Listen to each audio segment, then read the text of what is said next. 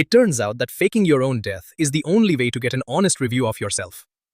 I learned this standing in the far corner of my own funeral, invisible, watching 200 people in expensive black pretend to grieve for a man who was, at that exact moment, leaning against a marble pillar 40 feet away, alive, breathing, and reading the glowing number that hovered over each of their heads like a price tag in a store where the product being sold was loyalty.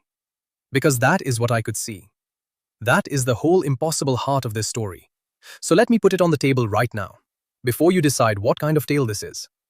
Above the head of every single person at my funeral, floating in the air where only I could see it, was a rating. Stars. 1 to 5 of them, burning soft and gold, exactly like the reviews you scroll past when you are deciding whether to buy a phone charger from a stranger on the internet. And beneath each cluster of stars, a single line of text. A review. Of me. Written, apparently, by the truest and most secret part of each mourner's heart. The part that does not lie, because it does not know it is being read.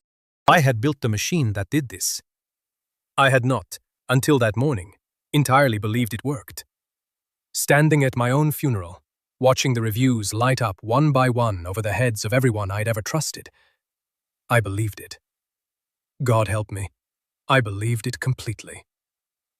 My business partner, Marcus Thorne, the man I had built an empire beside for 9 years, the man who had given the first eulogy, the man who had stood at the podium with tears streaming down his handsome face and called me the brother he never had, floated 1 star over his head. 1. And beneath it, the review my machine had pulled from the honest sewer beneath his weeping. Already sold his shares, cried on schedule, glad it's over. My fiancée, Lydia Sterling, sitting in the front row in a black dress that had been tailored, I happened to know, 3 days before I died, dabbing at her eyes with a handkerchief in a way that photographed beautifully because she had practiced it, floated 1 star. And her review, pulled dripping from the truth she would have died before speaking aloud. Cries beautifully, texting him through the service, free at last. 1 star. 1 star. 1 star. Down the rows they went, the people I had trusted, the people I had fed and funded and defended, and the machine read their hearts and hung the truth over their heads in soft gold light. And the truth was that almost none of them was sad.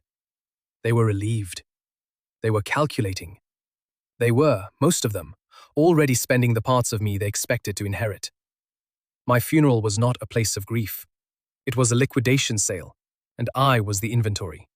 And I stood in the corner and watched my own life get marked down to nothing, 1 star at a time.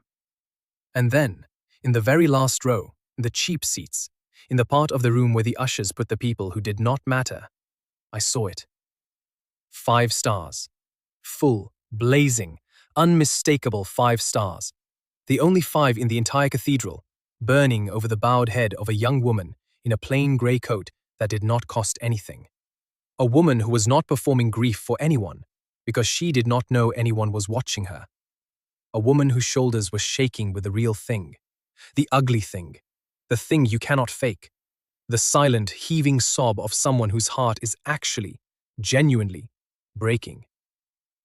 5 stars. And her review, glowing soft and gold beneath them, said, "He was the best man I ever knew. I never got to tell him. I never even understood why he threw me away." I stood frozen against my marble pillar, because I knew that woman. I knew exactly who she was.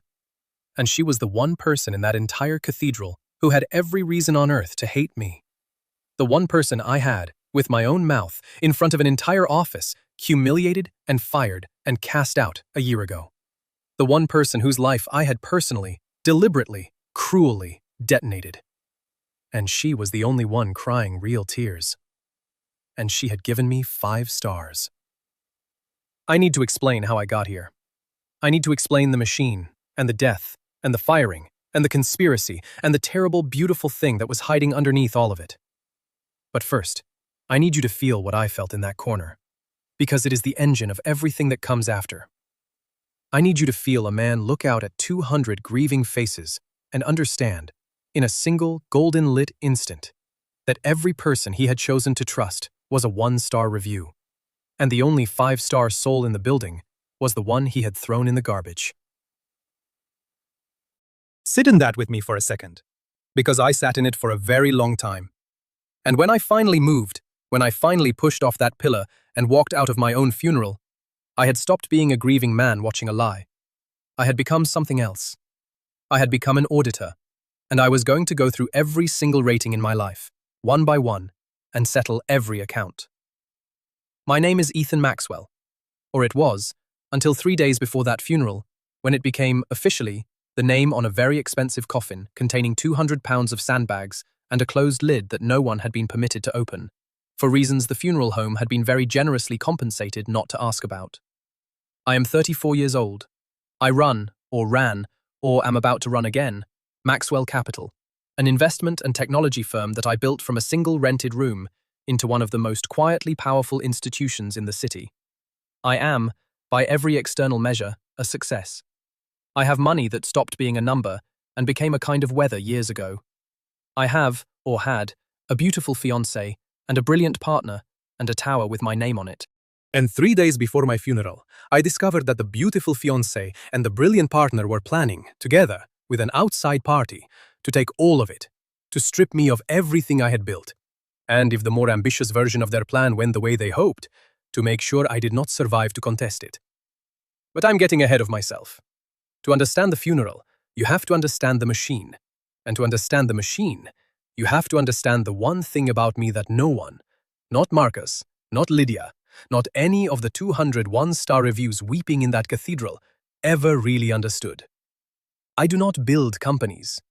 I build instruments for seeing the truth. That is the actual thing I'm good at, the thing underneath the money. I have spent my whole life obsessed with a single question, and the question is this: how do you know who to trust? How do you know, really know, before it costs you everything, who is with you, and who is only standing near you waiting for you to fall? Every fortune I ever made, I made by building some machine, some model, some instrument that could see a truth other people could not. An undervalued company, a coming collapse, a lie in a balance sheet. And the last instrument I ever built, the one that mattered, the one this whole story turns on, was an instrument for seeing the truth about people. We called it the ledger. Internally, quietly, in a locked lab on a floor of my tower that most of my own employees did not know existed. It began as something almost innocent, a system for analyzing the vast ocean of digital exhaust that every human being trails behind them, the messages and the metadata and the 10,000 tiny signals a person emits every day, and scoring from all of it a single quiet number.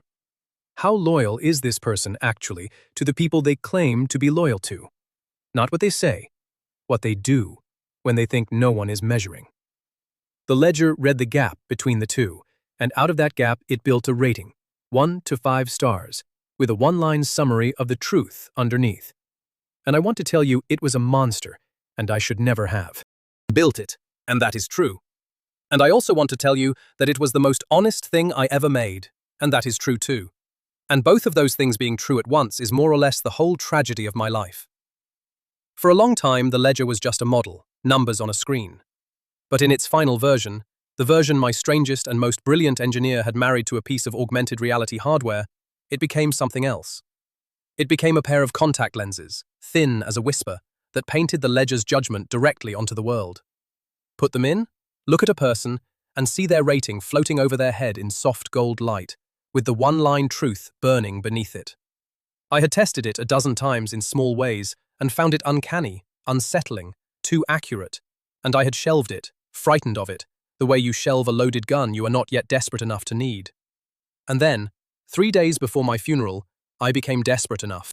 Because that was the day I found the first thread of the conspiracy, and pulling it, I understood that I was already, in every way that mattered, a dead man, and that the only question left was whether I would die the way they had planned, or the way I chose. And I chose. I chose to die on my own terms, quietly, in a staged accident, with a bribed doctor and a sealed coffin, so that I could stand invisible at my own funeral, wearing a pair of impossible contact lenses. And finally, at last, after 34 years of asking the only question that ever mattered to me, get an honest answer. Who, when they believe I am gone and there is nothing left to gain from me, actually grieves? Who is real?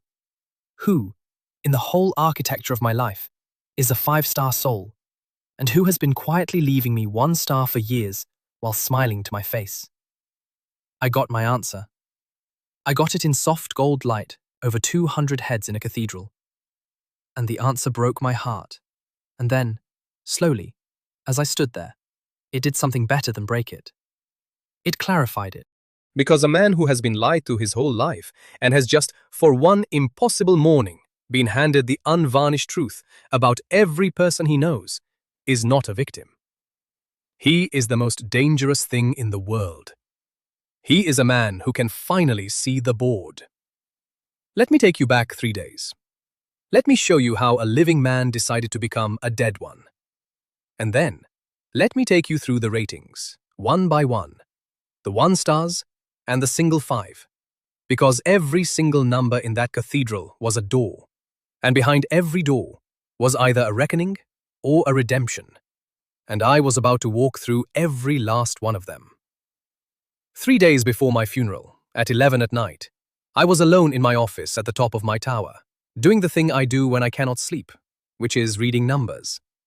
Not because I had to, because numbers are the only language that has never once lied to me, and after a lifetime of people who did, I find them soothing, the way other men find whiskey soothing. And that night, running an idle audit of our fund's trading activity, a habit, a nervous tick, I found a number that was wrong. It was small. That is how the real ones always are. A pattern of short positions, bets that certain assets would fall, placed through a nested chain of accounts that were technically not ours but were, if you followed the ownership through 6 shell layers the way I followed it that night, absolutely ours. Or rather, absolutely Marcus's, my partner, my brother I never had, placed quietly over the preceding 2 months. Someone was betting, with a very great deal of money routed to look like it was not his, that Maxwell Capital itself was about to collapse. And the only way to be that confident that a healthy company is about to collapse is to be the person planning to collapse it. I sat with that for a while. I am good at sitting with things. And then I did what I always do, which is pull the thread. And the thread led everywhere. It led to a series of meetings Marcus had taken that were not on any calendar I could see, with a man named Damien Sinclair, a corporate raider of the old vicious school, a man who did not build things but ate them, who had circled Maxwell Capital for years the way a shark circles a swimmer who has not yet noticed the fin. It led to a pattern of small, deliberate sabotages inside our own operations. Deals mishandled just enough to look like ordinary misfortune. A slow, manufactured weakening of the very company Marcus stood beside me and claimed to love. And it led, when I finally forced myself to look at the thread I least wanted to pull, to Lydia, my fiancée, the woman I was going to marry in the spring. I pulled her thread because by then I had learned, the hard way, in a single night, that you have to pull all of them, and hers came apart in my hands like wet paper. The messages, routed through an app she thought was private, an app I had, God help me, personally funded the parent company of, years ago, never imagining I would one day read my own future in it. Messages to Damien Sinclair. Not business messages, the other kind. Months of them. And woven through the endearments, the logistics of a plan. Keep Ethan calm. Keep Ethan distracted. Keep Ethan in love and looking the other way while the walls are quietly mined. And when the collapse comes, when Maxwell Capital falls and Ethan falls with it, be the grieving fiancé, inherit the sympathy and the fragments, and walk into a new life on Damien Sinclair's arm over the rubble of the old one. He's so easy to manage, she had written about me 3 weeks before. He trusts me completely. He's a genius about everything except people. It's almost sad. Almost sad. I read that line in my office at 1 a.m, and I laughed. A short, ugly sound in an empty room. Because she was right. That was the thing. She was completely right. I was a genius about everything except people. I had built a machine to see the truth about human hearts, because I had never once been able to see it myself. And now the machine was sitting in a locked lab downstairs, and the people I loved were planning to bury me, and that finally understood, sitting there at 1 a.m, exactly what I was going to do with it. I was not going to confront them. That is what a stupid man does. And whatever else I am not stupid. I am only blind in one specific and catastrophic way. If I confronted Marcus and Lydia and Sinclair with what I knew, they would deny it, lawyer up, destroy the evidence, and accelerate their timeline. And given that their timeline appeared to include, in its more ambitious branches, the possibility of my convenient death, accelerating it seemed unwise. No, I needed two things. I needed to see the full shape of the conspiracy, every player, every one-star review hiding behind a smiling face. And I needed, underneath that, an answer to a question that had nothing to do with money at all. A question I'd been asking my whole life and had never once dared to test. If I were gone, if there were nothing left to gain from me, who would actually be sad? Who was real? So I decided to die. And I decided to wear the ledger to my own funeral and finally, get an honest review. The mechanics I will keep brief, because they are not the point, though I took a strange, grim pleasure in them at the time. I had exactly two people left in the world I still trusted, which tells you everything about the state of my life.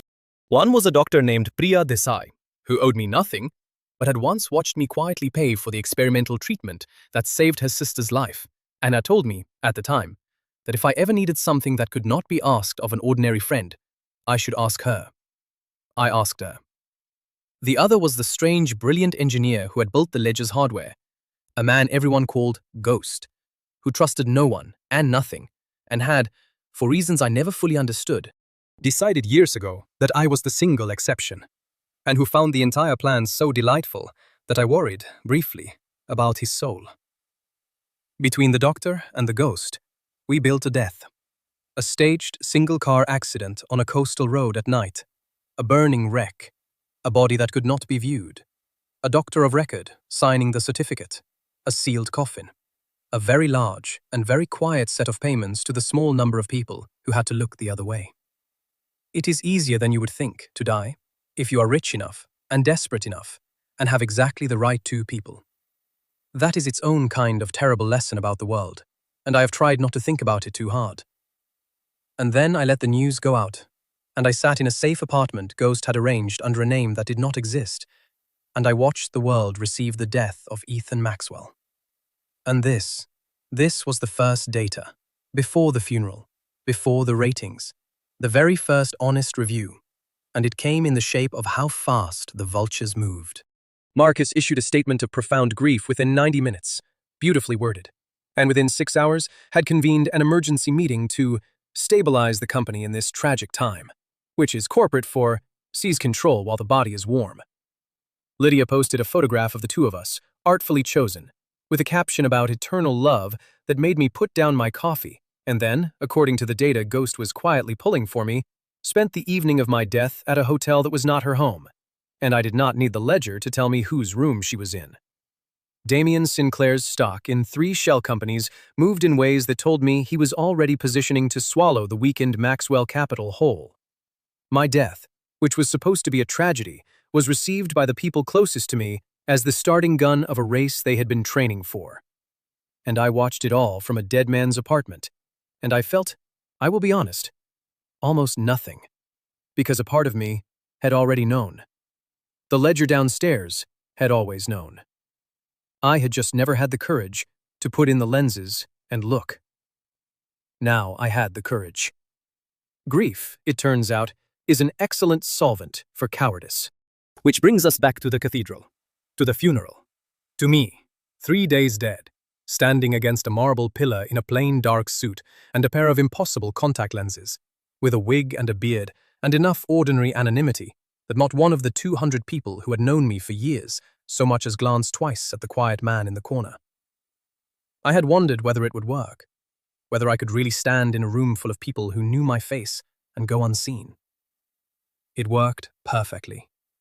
And that too was a review. The first one the room gave me before the ledger lit up a single star. They did not see me because they were not looking for me. They had already filed me under closed. I was, to that entire cathedral, a settled account, a man they had finished with. You have never truly seen how little you meant to people until you have watched 200 of them fail to recognize you at your own funeral because they have already moved on. And then Marcus stood up to give the eulogy, and I put the full weight of my attention on him, and the ledger, which I had kept dimmed, woke up, and the first star bloomed into being over the head of the man I had called my brother. And it was one. And the truth burned gold beneath it, and my old life ended, and my new one began. I want to walk you through that eulogy, because it is a small masterpiece of a certain kind of evil, the kind that does not know it is evil, the kind that has told itself a story in which it is the hero. Marcus stood at the podium, tall and grave and handsome in his grief, and he spoke about me with a warmth so convincing that I felt it, even knowing what I knew, even reading the one star over his head.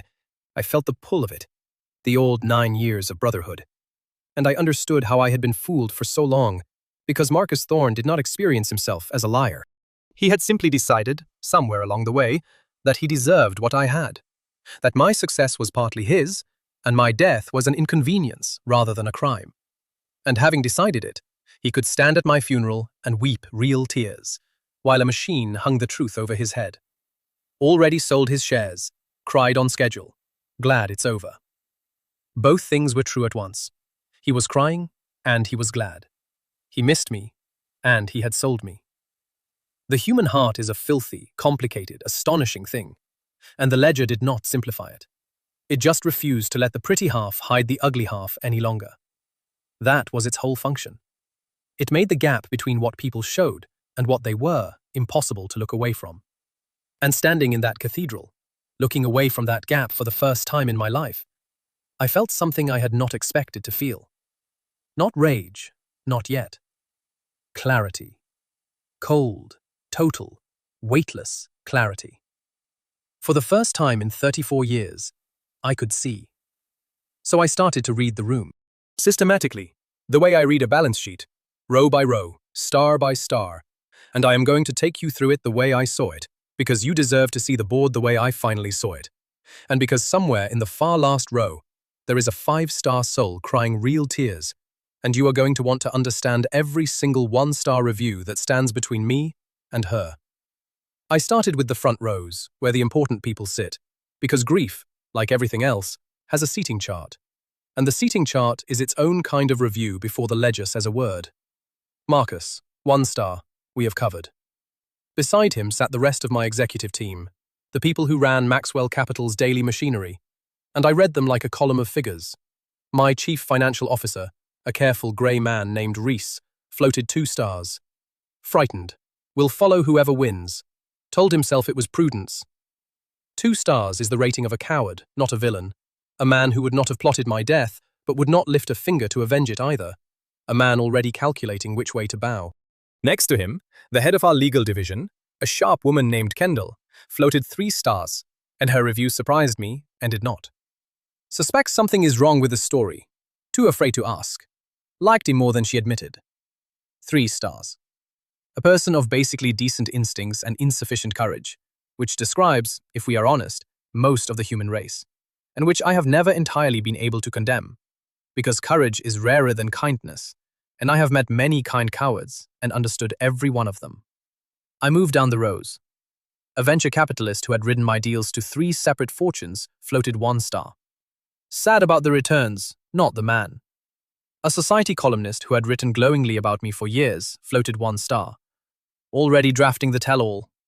A pair of board members, the 2 who I would later learn had quietly taken Sinclair's money, floated 1 star each, and their reviews were almost identical.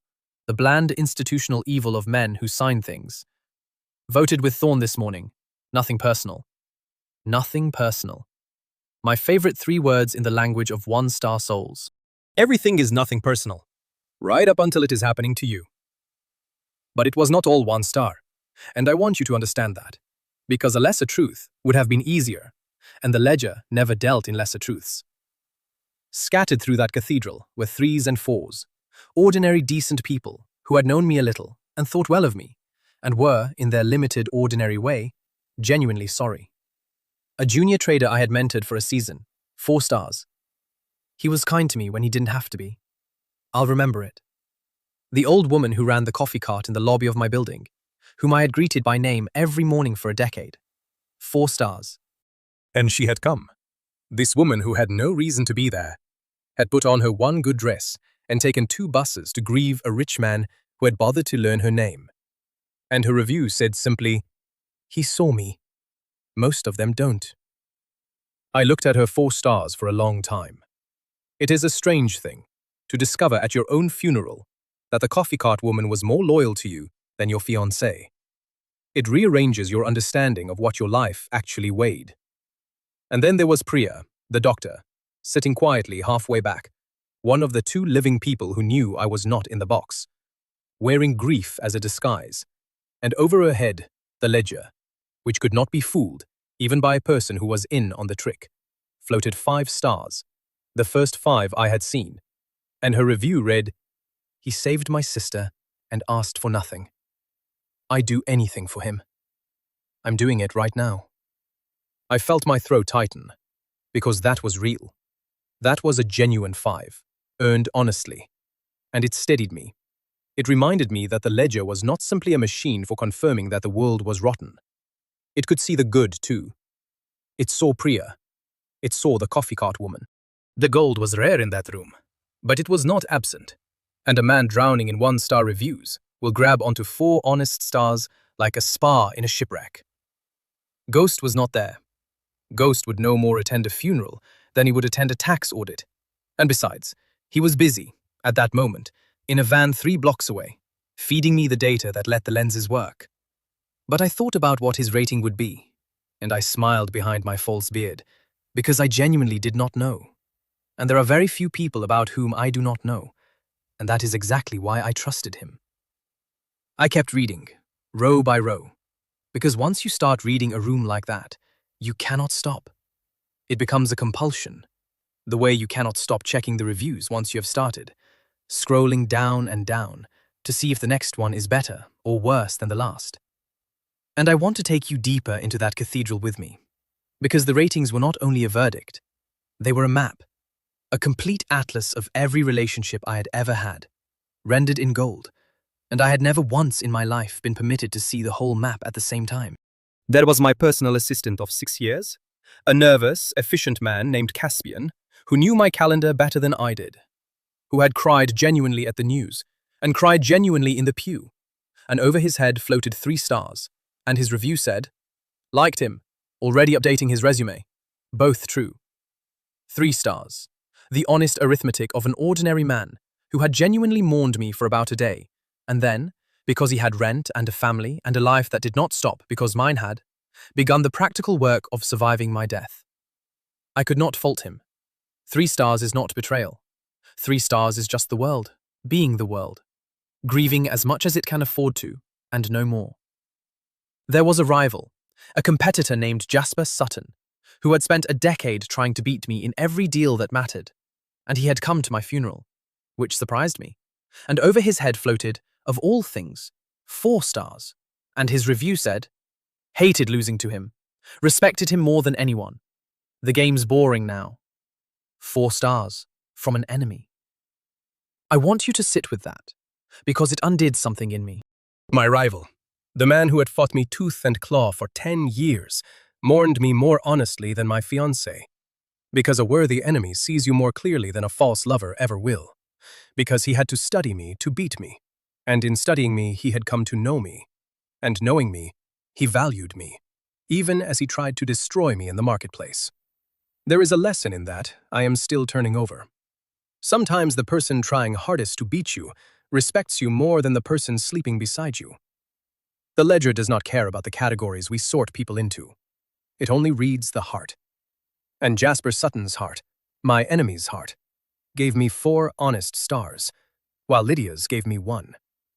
There were the hangers-on, the ecosystem of people who orbit a rich man the way debris orbits a planet, and they were a study in the shades of gray between 1 star and 3. A charity director who had received millions from me, 2 stars. Sad about the funding, already found a new donor. An artist whose entire career I had bankrolled, 1 star. Free of the obligation to be grateful. Relieved. That one stung, I confess, because I had genuinely loved his work and had given without ever once, I thought, demanding gratitude. But the ledger does not read what you demand. It reads what the other person feels. And what he felt, being funded by me, was the suffocating weight of obligation. And my death had lifted it, and he was relieved. And it was not fair, and it was completely true, both at once. The way everything the machine showed me was both unfair and completely true. And then, scattered like gold coins in mud, the real ones, the 4s and the 5s, almost all of them people the world would have called unimportant. A former employee I had helped through a terrible illness years ago, 5 stars. He paid my medical bills anonymously, and I only found out by accident. I never got to thank him. Now I never will. I had forgotten I had done that. Isn't that a strange thing? The 5-star souls remembered kindnesses I had forgotten I performed, while the 1-star souls nursed grievances I never knew I had caused. That is the whole asymmetry of it. The good you do lands deepest in the people you will never hear from, and the wound you cause festers longest in the people who smile at you. A security guard from my building, an older man named Henry, who I had apparently once covered for when he made a mistake that could have cost him his job, 5 stars. He didn't have to help me. Nobody up there ever helps a guy like me. He did. Henry was there, in a borrowed suit, crying. 5 stars. And I had barely remembered his name until the machine reminded me, and I felt, standing in that corner, a wave of something like shame, because I had spent my whole life anxious about the loyalty of the powerful people in the front rows, and the loyalty had been in the back the whole time, in the borrowed suits, in the people I barely remembered helping, and I had never once thought to turn around and look. That was the pattern, and once I saw it, I could not unsee it, and it reorganized my entire understanding of my own life.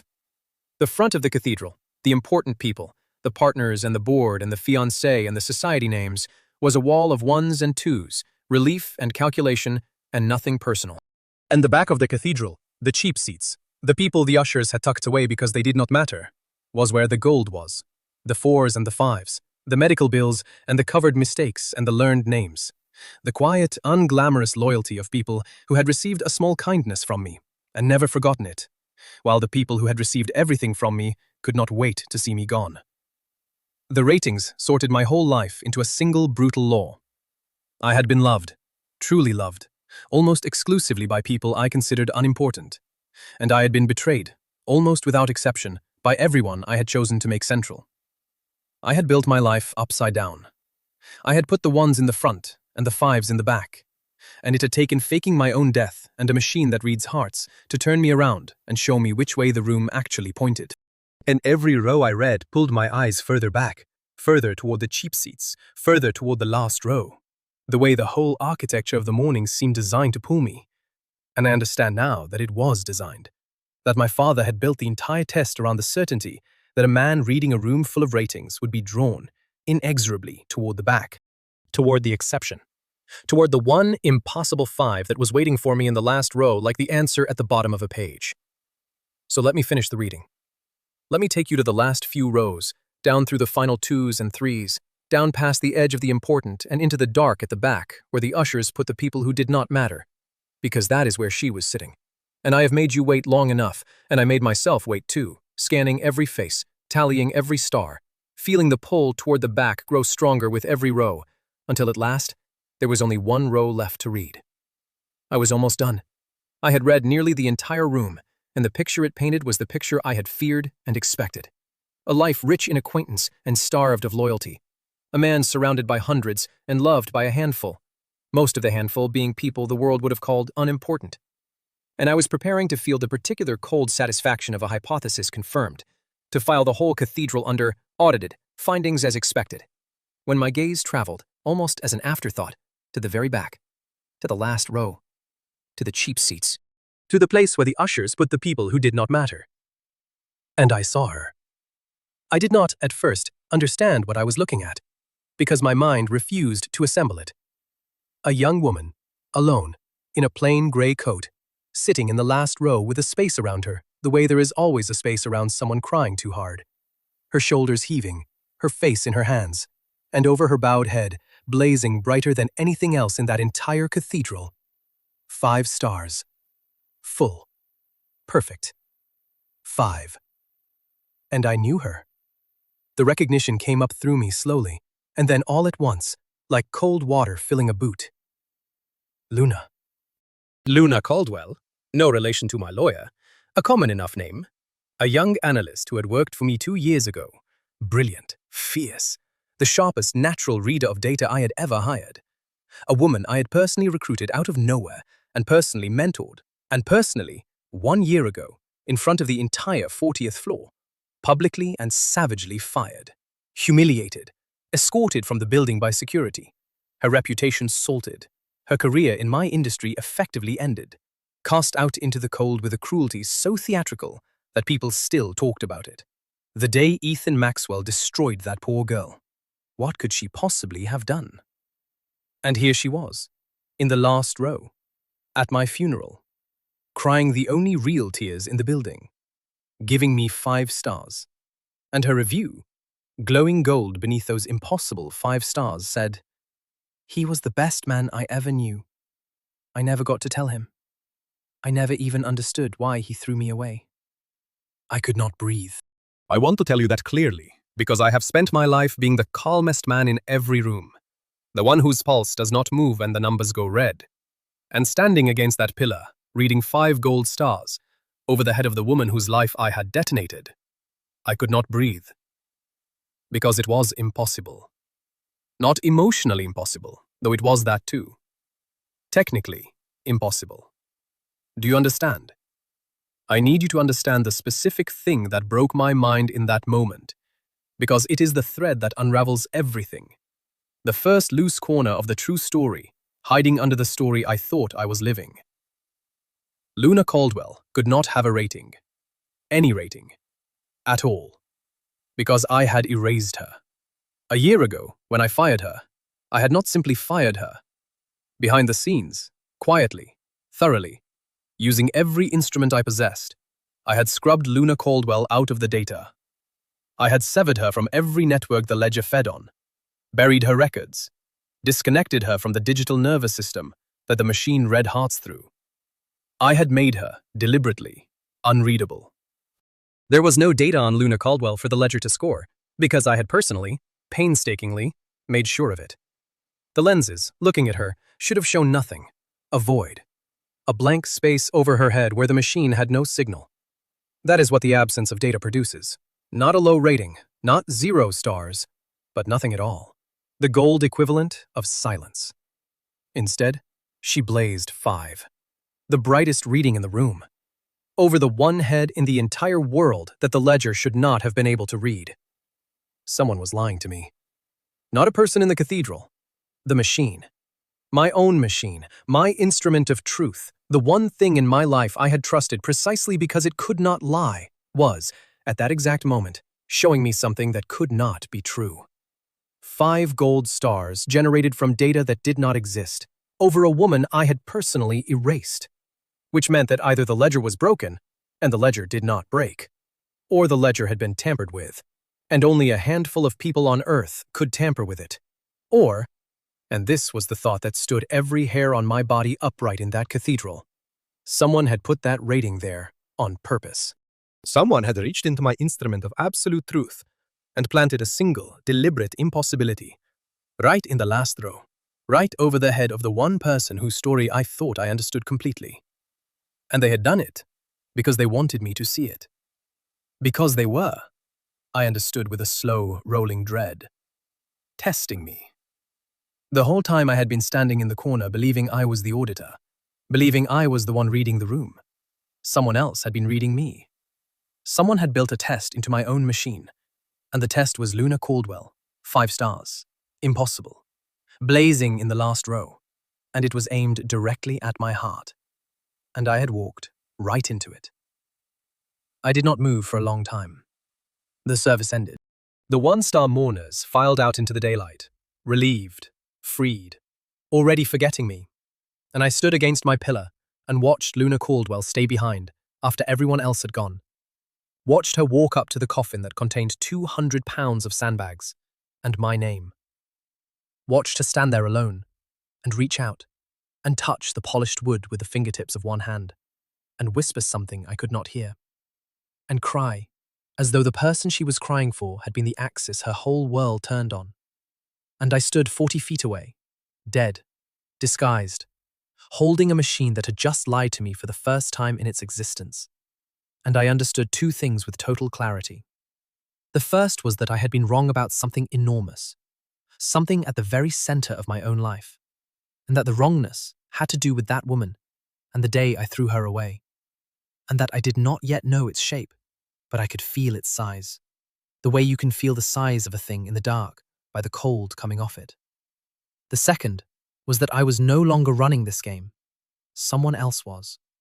Someone who could reach inside the ledger. Someone who knew I would fake my death, knew I would come to my own funeral, knew I would put in the lenses, knew I would read the room and arrive, at last, at the last row. Someone who had been waiting for me there with a single impossible 5-star review, like a note left in a place only I would ever look. And whoever that was, they knew me better than my partner, better than my fiancé, better in some ways than I knew myself. They knew that a man like me, shown an impossibility over the head of a woman he had wronged, would not be able to walk away. They knew I would have to pull the thread. They were right. I walked out of my own funeral that afternoon, and I did not go back to my safe apartment to plot the ruin of my 1-star reviews. Though that ruin was coming. Oh, it was coming. In careful and total and beautiful detail. I went instead to find out who Luna Caldwell really was, and why she had given me 5 stars from data that did not exist, and what I had actually done a year ago when I stood on the 40th floor and threw the best analyst I ever hired out into the cold. Because I had a growing, terrible suspicion, standing in that emptying cathedral, that the cruelest thing I had ever done had not been cruel at all, and that I had known it at the time, and that I had done it on purpose, for a reason I had buried so deep that even I could no longer find it. 5 stars, from a void, in the last row. Let me tell you what I found when I pulled that thread.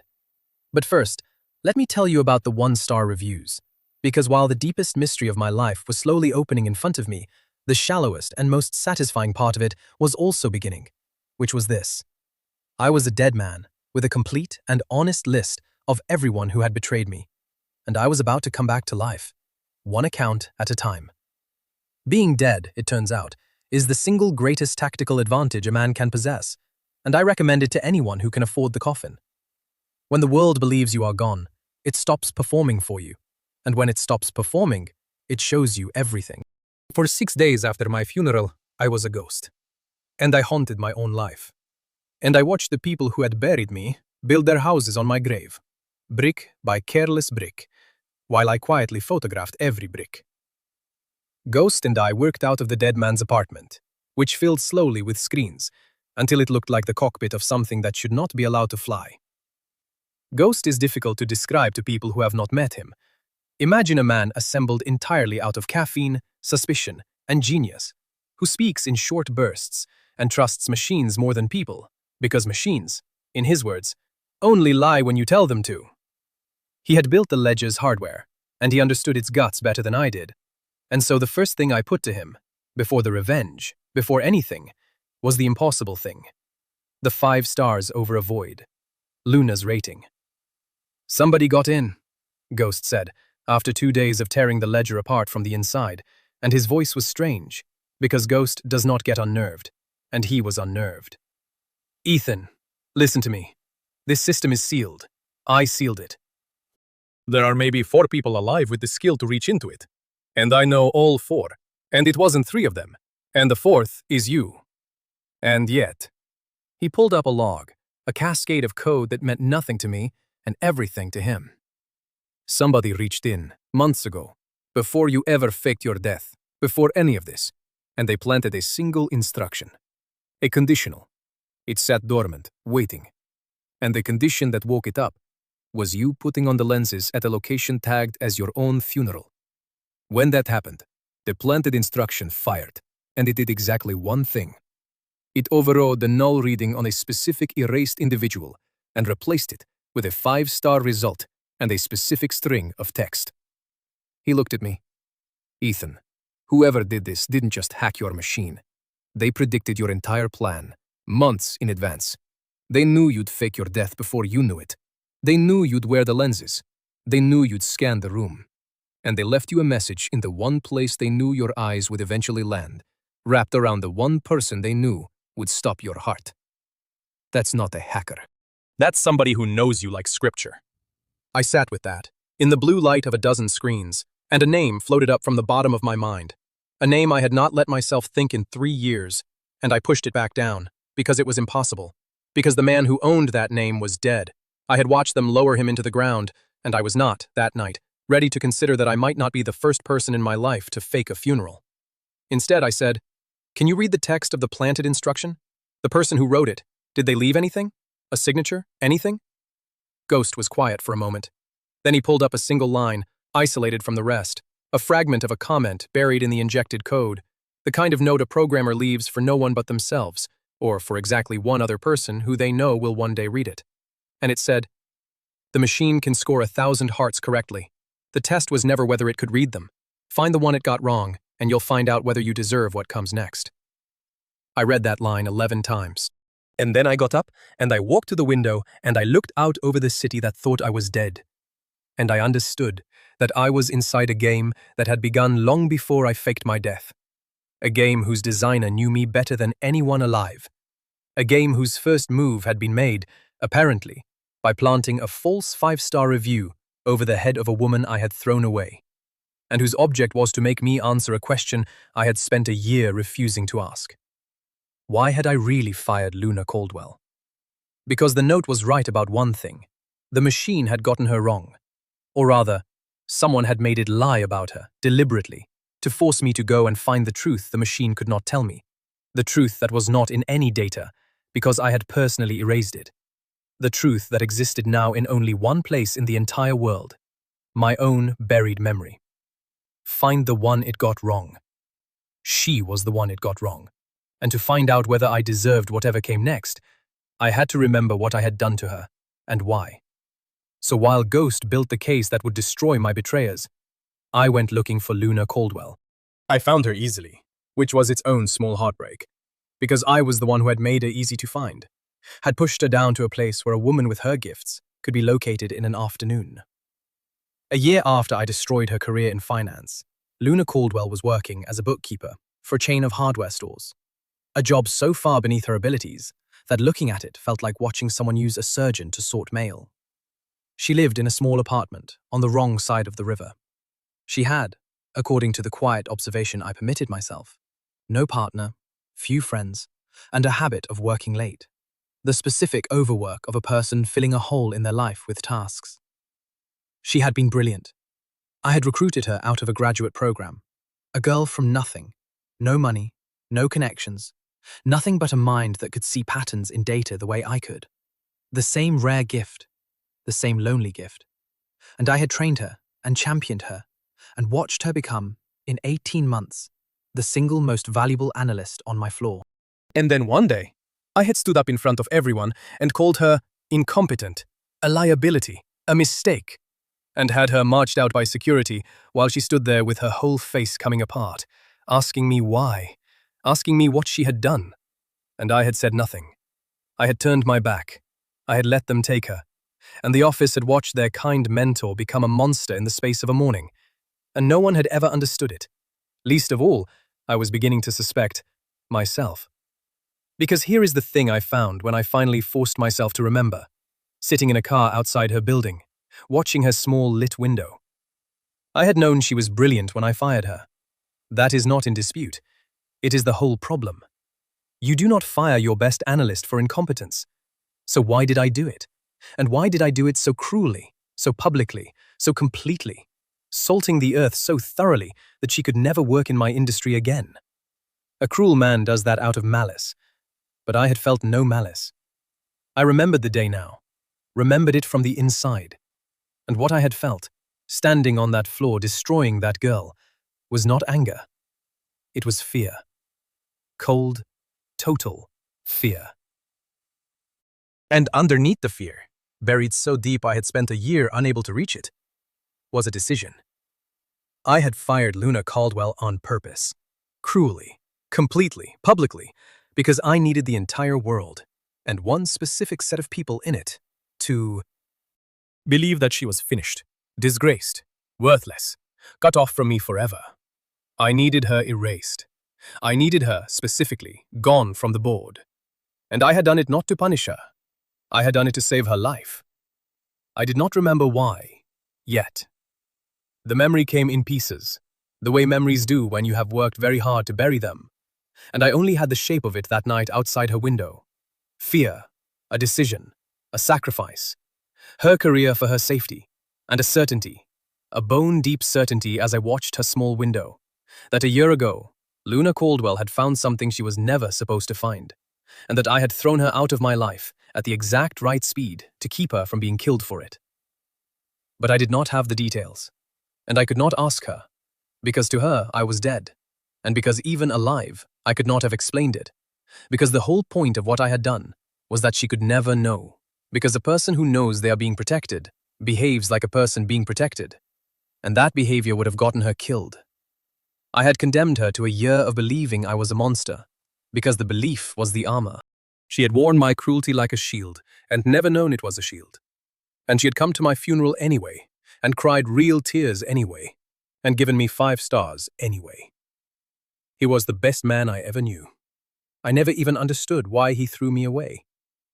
She still did not understand.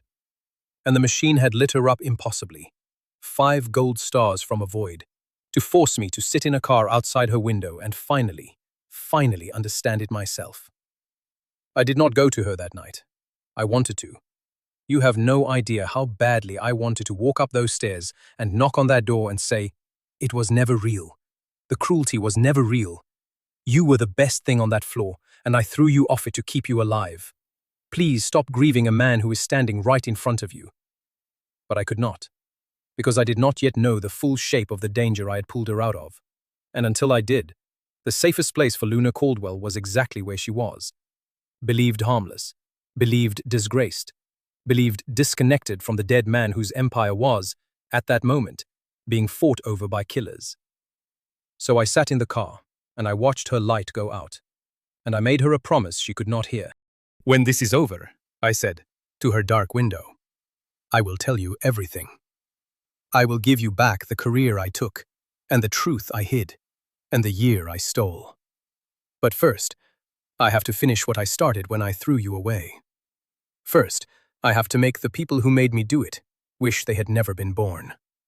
And I started the car, and I drove back to the apartment where a dead man and a ghost were building the instrument of a resurrection. And I began, in earnest, the settling of accounts. Because while my heart was tangled in the mystery of Luna Caldwell and the impossible message hidden in my own machine, the war for Maxwell Capital was moving fast, and the one-star souls were showing their whole hands, and Ghost had been collecting every card. Let me show you what the vultures did when they thought the eagle was dead. And then, let me show you what happened when the eagle came back. Marcus moved first and fastest, because Marcus had the most to gain and had been planning the longest. Within a week of my death, he had maneuvered himself into the position of acting chairman of Maxwell Capital, using the emergency provisions that a grieving company grants without thinking, and he had begun, immediately, the quiet transfer of the firm's most valuable assets toward the waiting mouth of Damien Sinclair. The short positions he had built against our own stock, the bets that Maxwell Capital would fall, were now paying out enormously as the market wobbled at the death of its founder, and Marcus was harvesting them through his shell layers, converting my death into a personal fortune with the efficiency of a man who had rehearsed it in his head 100 times. Ghost pulled all of it, every transaction, every shell, every timestamp, and laid it out for me in a structure so clean and so damning that it was almost beautiful. The complete architecture of a betrayal, rendered in numbers, which are the only language that has never lied to me. Insider trading, breach of fiduciary duty, market manipulation, and, threaded all through it, the fingerprints of a coordinated takeover with an outside raider, which is to say, conspiracy. Marcus Thorne had left, in the ledgers of his greed, enough rope to hang himself and everyone he had climbed into bed with. And he had done it because he believed, completely, that the one man who could read those ledgers was in a box in the ground. One Star already sold his shares. He had no idea that the man whose shares he had sold was reading over his shoulder the whole time. And Lydia had moved into a fuller, more public version of her affair with Sinclair, almost before the flowers on my grave had wilted. Though she was careful, in public, to remain the grieving fiancée, a role she played with a commitment I could almost have admired, if it had not been aimed at me. Ghost pulled her messages too, the newer ones, and they were worse than the old ones, because now there was no need for caution. Now the inconvenient fiancé was dead, and Lydia wrote to Damien Sinclair with the giddy freedom of a woman who has gotten away with something, planning the life they would build on the ruins of mine, laughing about the funeral, about how she had cried on cue, about the black dress. Ethan was useful, she wrote, in one message that I made myself read all the way through, because a man should know exactly what he was to the people he loved. But God, he was exhausting. All that intensity about trust and loyalty and seeing people clearly. He built a whole machine about it, did you know that? A machine to tell who's really loyal? Can you imagine? The most emotionally blind man alive, building a lie detector for hearts. If that machine ever worked, it would have taken one look at me and screamed. 1 star. Cries beautifully. Texting him through the service. And she was right, of course. She was completely right.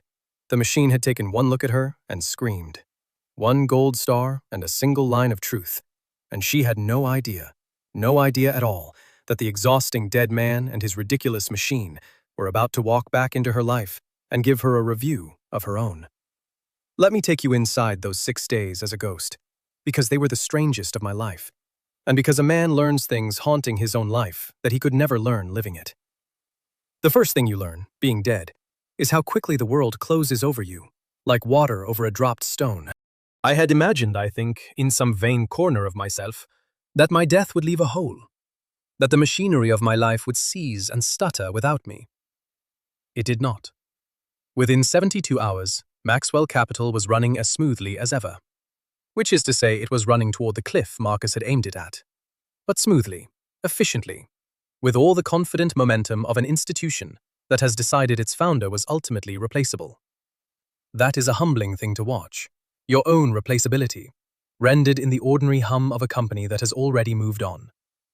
I had spent my whole life building something I believed could not run without me, and it turned out it could run perfectly well without me, straight into a grave I had not chosen, and the only difference my absence made was to whom the profits flowed. I watched Marcus most closely, because Marcus was the engine of it. Ghost had gotten me into the building's own systems, and so I could watch, through the cameras of my own tower, the man who had buried me sit in my chair and run my company. And it was an education in the specific evil of the 1-star soul, which is not the cackling villainy of stories, but something far more mundane and far more chilling. The evil of a man who has fully convinced himself he is the hero. Marcus did not sit in my chair and gloat. He sat in my chair and worked, diligently, earnestly, telling everyone, including himself, that he was doing the hard and thankless job of holding the company together in its hour of grief. And every single thing he did in service of that noble story happened to also transfer another piece of my life's work toward Damien Sinclair's waiting mouth. I watched him give a speech to the staff about resilience, about honoring my memory by staying strong, and half the room wept, and Marcus wept, and I sat in a dead man's apartment watching him weep, and understood that he believed every word, that he had told himself the story so many times that the story had become his truth, that he could betray me and mourn me simultaneously and feel no contradiction, because in his story, he was not a betrayer.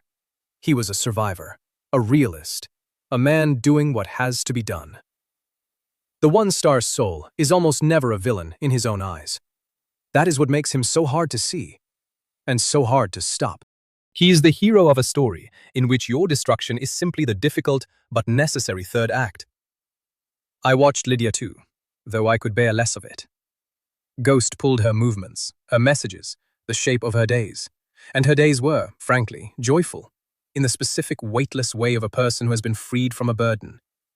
She grieved beautifully in public, and privately, she shopped, she traveled, she saw Sinclair. She began, with an efficiency that would have impressed me in any other context, to construct the next phase of her life on the foundation of my death. There was one evening I made myself watch, through a camera Ghost had access to, in the lobby of a hotel, Lydia meeting Sinclair, and the way she smiled at him, unguarded, real in the way she had never once been real with me. And I understood that she was capable of the genuine article, of warmth, of actual feeling. that she had simply never spent any of it on me, that I had received, for 2 years, the performance, while the real thing was always reserved for someone else. That was worse, somehow, than if she had been cold all the way through. To know that the warmth existed and had simply been withheld, allocated elsewhere, spent on a shark while I got the show. 1 star, cries beautifully, and smiles, truly, radiantly, at the man she betrayed me with, in a hotel lobby, 3 days after my funeral. And I watched Sinclair, or tried to, and this was where the 6 days first taught me to be afraid, because Sinclair was the one I could not watch. Marcus left tracks everywhere. Lydia left tracks everywhere. They were amateurs at concealment, because they had never truly needed to conceal anything. They had always operated inside the assumption of their own safety. But Sinclair left almost nothing. Ghost, who can pull the digital soul out of nearly any man, kept coming back to me frustrated, saying, "He's clean. Ethan, he's too clean. Nobody's this clean by accident." He knows how to not be seen, which means he spends effort not being seen, which means he has things worth not seeing. And that was the first cold whisper of the truth I would not fully understand until the boardroom. That Marcus and Lydia were the visible conspiracy, the loud one, and that underneath them was something quieter and older and far more dangerous, a predator who had been practicing invisibility for decades, and that I had been so focused on the betrayers I could see that I had nearly missed the one I could not. Being a ghost is lonely in a way I do not have good words for. Ghost was with me, but ghost is not company in the ordinary sense. Ghost is more like a very intelligent weather system that occasionally says something. And so for 6 days, I was almost entirely alone with the running feed of my own erasure, watching the people I had trusted divide my life among themselves, and the loneliness of it pressed on me until I understood that I had to be careful, that grief and isolation and the surreal horror of watching your own funeral can unmoor a man, can make him do something reckless, and that the recklessness in me had a specific shape and a specific address, on the wrong side of the river, in a small apartment with 1 lit window. Because I kept going back to her. That is the confession I have to make about the 6 days. I was supposed to be gathering evidence, building the case, planning the resurrection, and I did all of that. But in the empty hours, the dead hours, the hours when the loneliness got too large for the apartment, I got in the car, and I drove across the river, and I parked outside Luna Caldwell's building, and I watched her 1 lit window. And I did not entirely know why. I told myself it was diligence, confirming she was safe. But that was a lie, and I have promised you honesty. The truth is that in a world that had just shown me, in gold letters, that almost everyone I loved was a 1-star review, the one blazing impossible 5 in the last row, had become a kind of fixed star for me, a thing to steer by, and I could not stay away from it. I would sit in the dark and watch her small window and imagine her in there, the woman I had destroyed to save, working her meaningless job, grieving a man she thought was dead, still faithful after everything. And I would feel something in my chest that had nothing to do with the case, and everything to do with the fact that she was, as far as I could tell, the only true thing left in my entire life. I did not go up. I have told you that. But I want you to understand how close I came, night after night, and how much it cost me not to. Because it matters for what comes later. It matters that by the time I finally did go to her, driving through the dark with 2 killers ahead of me, I had already spent 6 nights outside her window, learning that she was the direction my whole broken compass had started to point. One of those nights, I nearly ruined everything. I was parked outside her building, later than usual, careless, unmoored, and the car pulled in behind me, and for one heart-stopping moment, I thought it was Sinclair's men, already, ahead of schedule. And I nearly moved, nearly did something that would have blown my death and my plan and everything. And it turned out to be nothing. A neighbor, an ordinary man coming home to an ordinary life. And I sat there with my heart slamming, and Ghost's voice in my ear saying, "Ethan, what are you doing over there again? You're supposed to be dead. Dead men don't stake out apartments. Get out of there."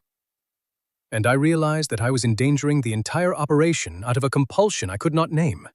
And I made myself drive away. And I did not go back for the rest of the 6 days. And it was one of the hardest things I did in the whole affair. Harder than the boardroom. Harder than the fight on the landing. To make myself stop driving to the one true window in my life because a dead man cannot afford to be seen loving something. I filed it away, that difficulty, that pull, and I did not examine it, because I did not yet have the memory of why I had saved her, and so I could not understand why I could not stay away. And it was only later, after the boardroom, after I remembered, that I understood I had been circling her window for 6 nights for the same reason I had erased her a year before. Because some part of me, underneath all the blindness, had always known exactly where the gold in my life was, and had been trying, in its clumsy, buried way, to protect it, long before my conscious mind could read the exception it kept driving toward in the dark. I had it all. Every account, itemized. The one-star souls had spent 6 days writing their own indictments in the belief that no one who mattered would ever read them. And on the 7th day, I decided, the dead man would rise. Not quietly, not carefully. I had spent my whole life being careful, being quiet, being the calmest man in the room. And it had gotten me a coffin full of sandbags and a funeral full of 1 stars. No. When Ethan Maxwell came back from the dead, he was going to do it in the one place where all of his betrayers would be gathered together. In the light. On the record. With nowhere to run. He was going to do it at the shareholders' meeting Marcus had called to finalize the sale of Maxwell Capital to Damien Sinclair. He was going to walk through the door they all believed a dead man could not walk through, and he was going to settle every account in that room at once. Let me tell you about the resurrection.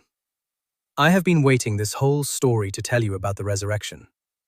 The shareholders' meeting was held in the grand boardroom on the top floor of my own tower, in the building with my name on it. And I want you to appreciate the poetry of that, because I certainly did. Marcus had chosen the venue to project continuity and strength, the new chairman conducting solemn business beneath the portrait of the fallen founder. And it did not once occur to him that he was staging his own execution in the one room where the founder's ghost was most at home. They were all there. Marcus at the head of the table where I used to sit, wearing my chair like a coat that did not fit him. The board, the cowards and the bought men, 2s and 1s, the lot of them, arranged in their expensive rows. Lydia, present as a major shareholder now through the stake she had wheedled out of me during our engagement, playing the brave, grieving fiancée attending to her dead love's legacy. And, arrived that morning by private jet to sign the papers that would let him swallow my life's work, Damien Sinclair himself, the raider, the shark, a lean silver man with the flat eyes of a creature that has never once in its life felt doubt. I let them get started. I have learned that the best moment to arrive is never the beginning. It is the exact instant when the people you have come for believe they have won. So I waited, in a service corridor, in a good suit, my false beard gone now, my own face bare, with Ghost in my ear and a slim case in my hand. And I listened through the door as Marcus called the meeting to order and spoke, with grave and rehearsed sorrow, about the difficult necessity of selling Maxwell Capital to the Sinclair Group in order to honor Ethan's legacy by ensuring stability. I listened to him propose the motion that would end everything I had built. I listened to the board prepare to vote it through. And at the precise moment when the vote was called, when Marcus said the words, "All in favor," I opened the door and walked into the room. I wish I could adequately describe what happens to a room full of people who are in the middle of stealing a dead man's kingdom when the dead man walks through the door. It is not one reaction, it is 100, cascading. It is the first person who sees me and simply does not compute it, whose face does nothing because their mind has refused the data. It is the second person who makes a sound, a small, involuntary sound, the sound a body makes when the world breaks. It is the ripple of heads turning, the spreading silence, the champagne flute stillness of a room where every single person has stopped breathing at once. And it is, at the head of the table, in my chair, Marcus Thorne, my brother I never had, looking up from his notes to see what had silenced the room, and finding me, Ethan Maxwell, alive, whom he had buried, walking toward him across the boardroom with an easy, unhurried stride, and the color leaving his face the way water leaves a cracked glass, all at once, from the bottom up. I had put the lenses in. I want you to know that. I had debated it, because I did not strictly need them. I had all the data I needed in the slim case in my hand. But I put them in anyway, because I wanted to watch the ratings in real time. I wanted to see the gold stars flicker and shift as these people's hearts smug it to reassemble themselves around the impossible fact of my return. And it was, I will confess, one of the most purely satisfying experiences of my life. Because as I walked into that room, the reviews changed. Marcus's 1 star did not move, but the text beneath it rewrote itself in real time. And where it had said, "Glad it's over," it now said in raw gold, "Oh God, he knows. He knows everything. Run!" The cowards' twos flickered and dropped as they recalculated, in an instant, which way to bow, their loyalty repricing itself live, the way a stock reprices on news. And Lydia, beautiful Lydia, went white beneath her grief makeup, and her 1 star's text changed from "free at last" to a single word, repeated, How? The sound of a mind coming apart. I stood in the doorway of my own boardroom and read the panic of my betrayers in soft gold light. And then I walked to the head of the table, and I looked down at Marcus Thorne sitting in my chair, and I said, mildly, in the calm, quiet voice that had closed 1,000 deals, "You're in my seat." Marcus tried. I will give him that. A lesser conspiracy would have simply collapsed. But Marcus had 9 years of knowing me and a shark's instinct for survival, and he lunged for the only move he had, which was to make my return a problem rather than a reckoning. "Ethan," he breathed, and then, gathering himself, louder for the room, "Ethan, my God, you're alive. This is a miracle. We all thought." And he stood, arms spreading, moving toward me as if to embrace me, the eulogist's warmth snapping back onto his face like a mask, and behind the mask, his 1 star screamed, "Run!" And I let him get within a step of the embrace before I said, still mild, still quiet, "Sit down, Marcus, before you hug me. You'll want to be sitting for this, and you'll want your lawyers to be listening, because I'm about to say a number of things that they'll need to hear." He sat. Of course he sat. When a dead man tells you to sit in a voice like that, you sit. I did not shout. I have watched men try to win rooms by shouting, and I have never once seen it work. Volume is what you reach for when you do not have the facts, and I had all the facts, so I could afford to be quiet. And quiet, in a silent room, is louder than any scream. I set my slim case on the table. I opened it. And I began, methodically, the way I read a balance sheet, to settle the account of Marcus Thorne in front of the board, in front of the shareholders, in front of Damien Sinclair, on the record, with the meeting's own transcription running, which is to say, into the permanent memory of the world. 9 days ago, I said, I died in a car accident on the coast road. Except I didn't, as you can see. And the details of how and why a man fakes his own death are a story for another time. But I want you to sit with the reason, Marcus, because the reason is you. I faked my death because 11 days ago I discovered that my partner of 9 years had spent the last 2 months building short positions against our own company through 6 layers of shell entities, betting a fortune that Maxwell Capital would collapse. And I wanted to understand why a man would bet against the company he ran. And the answer, when I found it, was that he wasn't betting on the collapse. He was planning it. I turned the first document in the case toward the board. This is the complete transaction record. Every short, every shell, every timestamp. It begins 2 months ago, which is to say it begins long before my death, which is to say my partner was betting against me while I was still alive and well, and trusting him with everything I owned. The technical term for what this document proves is insider trading. There are several other technical terms as well. My lawyers, when I retain the new ones I'll be retaining this afternoon, will enjoy listing them. The room had begun to make a sound. A low collective intake. The sound of 100 assumptions collapsing at once. Marcus opened his mouth, and I did not let him have it. I'm not finished. Sit. The short positions were only the harvest, Marcus. Here's the planting. I laid out the second document, and the third, and the fourth. The whole architecture Ghost and I had assembled. The sabotaged deals, the manufactured weaknesses, the pattern of a company being quietly poisoned from the inside by the very man sworn to protect it. For 2 months, you deliberately damaged Maxwell Capital, small enough to look like misfortune, steady enough to bleed us, so that when the collapse came, it would look natural, and so that when a buyer appeared at the perfect moment to rescue the wounded firm at a catastrophic discount, everyone would be too relieved to ask why the buyer had been positioned to pounce for months, before there was anything to pounce on. I turned, then, and I looked down the long table at Damien Sinclair, who had not moved, whose flat eyes had watched the entire dismantling of his partner, with the serene detachment of a man deciding whether an investment was still worth the trouble. "And here," I said, laying down the final document, the one that tied the raider to the partner, the coordinated timeline, the communications, the whole shape of the conspiracy rendered in evidence, is the proof that the buyer and the saboteur were working together from the beginning. This wasn't a rescue.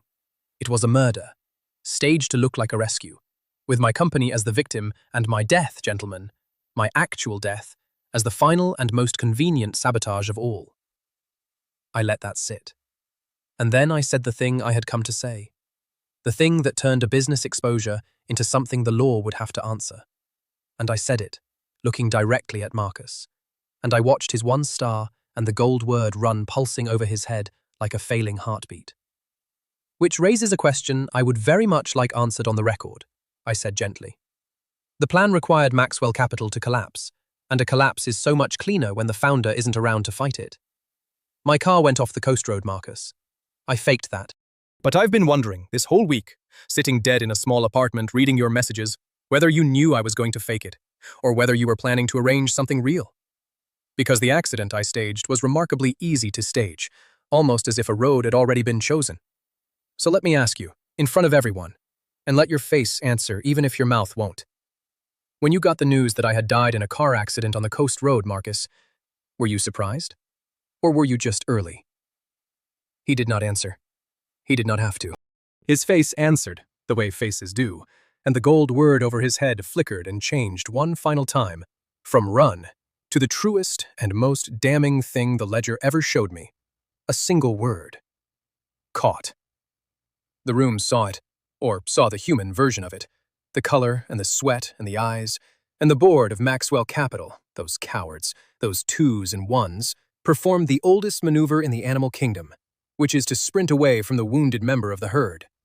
And I watched their ratings scramble and reprice as, one after another, they discovered that they had always, of course, had grave concerns about Marcus, had always felt something was wrong, would of course cooperate fully with any investigation.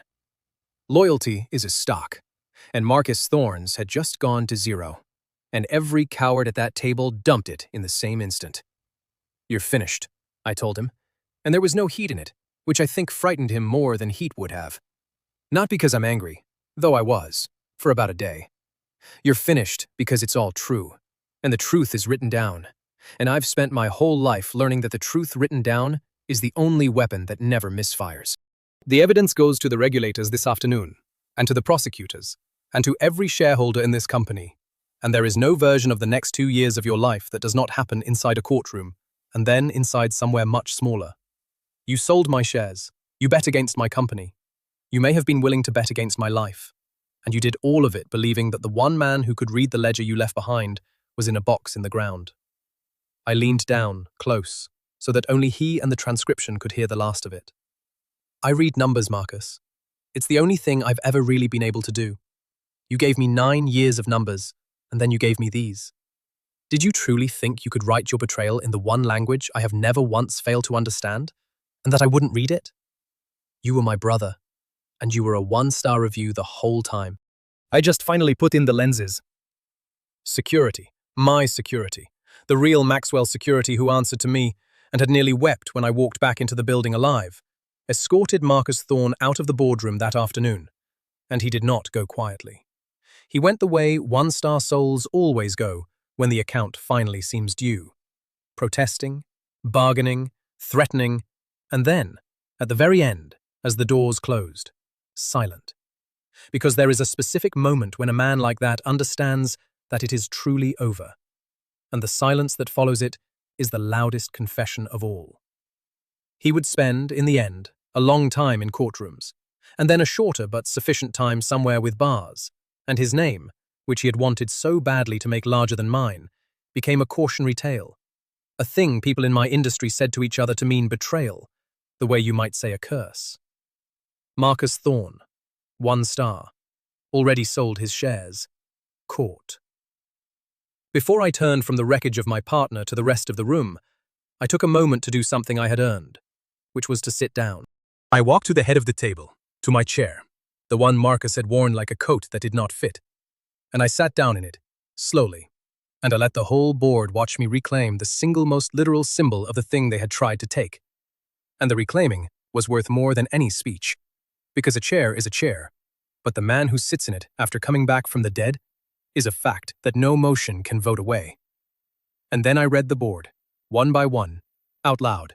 Not their ratings, they could not see those, but the human truth the ratings pointed at, because I wanted them to understand that I could see them, all of them, that the blindness which had cost me everything was over, and that a man who can finally see the people around him is a man you do not want to have wronged.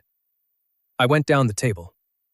"Dalton," I said to the first of them, a heavy, comfortable man who had voted with Marcus that very morning, and over his head the ledger showed me his 2 stars scrambling frantically, repricing, and beneath them the gold word had become a single, desperate plea. "Please, please, please." And I said, "You voted to sell my company this morning." You'll tell me it was prudence, the responsible stabilization of a firm in crisis, and you'll half believe it, because men like you always half believe your own cowardice is wisdom. I'm not going to punish you for the vote. I'm going to do something worse. I'm going to keep you exactly where you are, on this board, in this chair, and every single day you're going to sit here knowing that I know precisely what you did the moment you thought I was gone, and that I let you stay anyway, because you're too small to bother removing and too useful to waste. And there is no punishment I could design that would sit heavier on a man like you than being seen, completely, and kept anyway, out of contempt rather than trust. His face did something complicated, and his 2 stars settled, and the word beneath them changed to owned, and it was true. I owned him now, more completely than if I had destroyed him, because a destroyed enemy is free, and a spared coward is yours forever. I went down the whole table like that, reading each of them, the 2s and the 1s, and the occasional frightened 3, and I watched their ratings flip and scramble and settle, as one by one, they recalculated which way the wind now blew, and discovered, to a man, that they had always, of course, been loyal, had always had concerns about Marcus, had always known something was wrong. Loyalty is a stock, I have told you, and I watched my own stock rocket in the hearts of a dozen cowards in the space of 10 minutes, not because they had come to love me, but because I had come back from the dead holding all the cards. And the beautiful, terrible thing about being able to read hearts is that you get to watch, in real time, exactly how cheap most people's loyalty is, how instantly it reprices on news, how the same men who voted to bury you will trip over each other to dig you back up the moment you prove you are the one holding the shovel. I did not despise them for it, quite.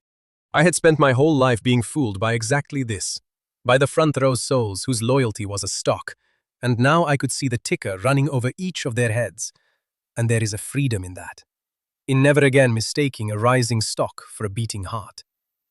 And then I formally undid it, all of it, in front of the running transcript. I killed the motion to sell Maxwell Capital to the Sinclair Group, which had no legal life left in it now that its architect was being led out in handcuffs and its founder was demonstrably not dead. I dissolved the emergency provisions that had made Marcus acting chairman. I reinstated myself, which required no vote, because I had never actually died, and a company cannot replace the chairman who is standing in front of it very much alive, however inconvenient the board might find his resurrection. I did it all quietly, procedurally, in the flat administrative language that is the true language of power, far more than shouting ever is. And the cowards voted for every measure unanimously. Of course they did. They would have voted to make me king if I had asked, because their loyalty had repriced, and I was, once again, the rising stock. Within 20 minutes, the entire legal architecture of the conspiracy's victory had been unwound, motion by motion, and Maxwell Capital was mine again, on the record, permanently. And the men who had tried to sell it out from under my corpse had all voted to give it back, which is a humiliation, I confess, I savored more than was strictly dignified. One account settled, and the room was not empty, because Lydia was still sitting there, white and frozen in her grief-black dress, and Damien Sinclair was still sitting at the far end of the table, and Sinclair, unlike Marcus, had not gone pale, had not sweated, had not run. Sinclair had simply watched me destroy his partner with those flat, unbothered eyes. And when I finally turned to him, he did the last thing I expected. He smiled. And over his head, the ledger showed me not one star, but something I had never seen before. Something that made the cold clarity in my chest sharpen into genuine alarm. And I realized that Marcus had been the easy account, the shallow one, and that the deep water was just beginning. The thing over Damien Sinclair's head was not 1 star, and it was not 5, and it was not the clean gold rating the ledger gave everyone else. It was flickering. It stuttered and jumped, 1 star to 3, to a blank and back, the number refusing to settle, and the review text beneath it scrambled and reformed, as if the machine were fighting something, as if for the first time in its existence, the ledger had met a heart it could not cleanly read. And I understood, with a cold drop in my stomach, exactly what that meant, because I had built the thing, and I knew its one weakness. The ledger could be jammed. If a person deployed the right countermeasures, flooded their own digital exhaust with enough noise and misdirection, they could turn their own rating to static. And there was exactly one reason a man would walk into a room already carrying that kind of countermeasure. Because he knew the machine existed. Because he had come prepared for it. Sinclair watched me watch the static over his head, and his smile widened, because he understood what I was seeing, which confirmed everything. "Marcus told me about your little toy," he said, and his voice was unhurried, amused, the voice of a man who has never once in his life been the one in danger. "Months ago, he thought it would frighten me. A machine that reads loyalty, sees the truth in a man's heart." He tapped his own temple lightly. "So I made some arrangements. You're looking at nothing right now, aren't you, Maxwell? Snow. Static. Your miracle box can't get a grip on me." He leaned back in his chair, entirely at ease in the wreckage of his partner's ruin. "Which should tell you something. Everyone else in your life walked around naked in front of that thing and never knew it. I'm the only one who dressed for the occasion. Ask yourself what kind of man knows to dress for a machine no one's supposed to know exists." The smile again, flat-eyed, reptilian. "I don't lose, Maxwell. I've never lost. Killing Marcus's deal doesn't save you. Marcus was a tool. Lydia was a tool. You just watched me spend 2 tools I was already done with, and you think you won. You didn't win. You just made it personal. And you don't want it personal with me. I have negotiated with dangerous men my entire career, and I have learned to tell the difference between the ones who are performing danger and the ones who simply are it. And Damien Sinclair was the second kind, and the room could feel it, and I could feel it, and the static over his head somehow frightened me more than any 1 star had, because a rating I can read is a threat I can price, and a threat I cannot price is the only kind I have ever truly feared.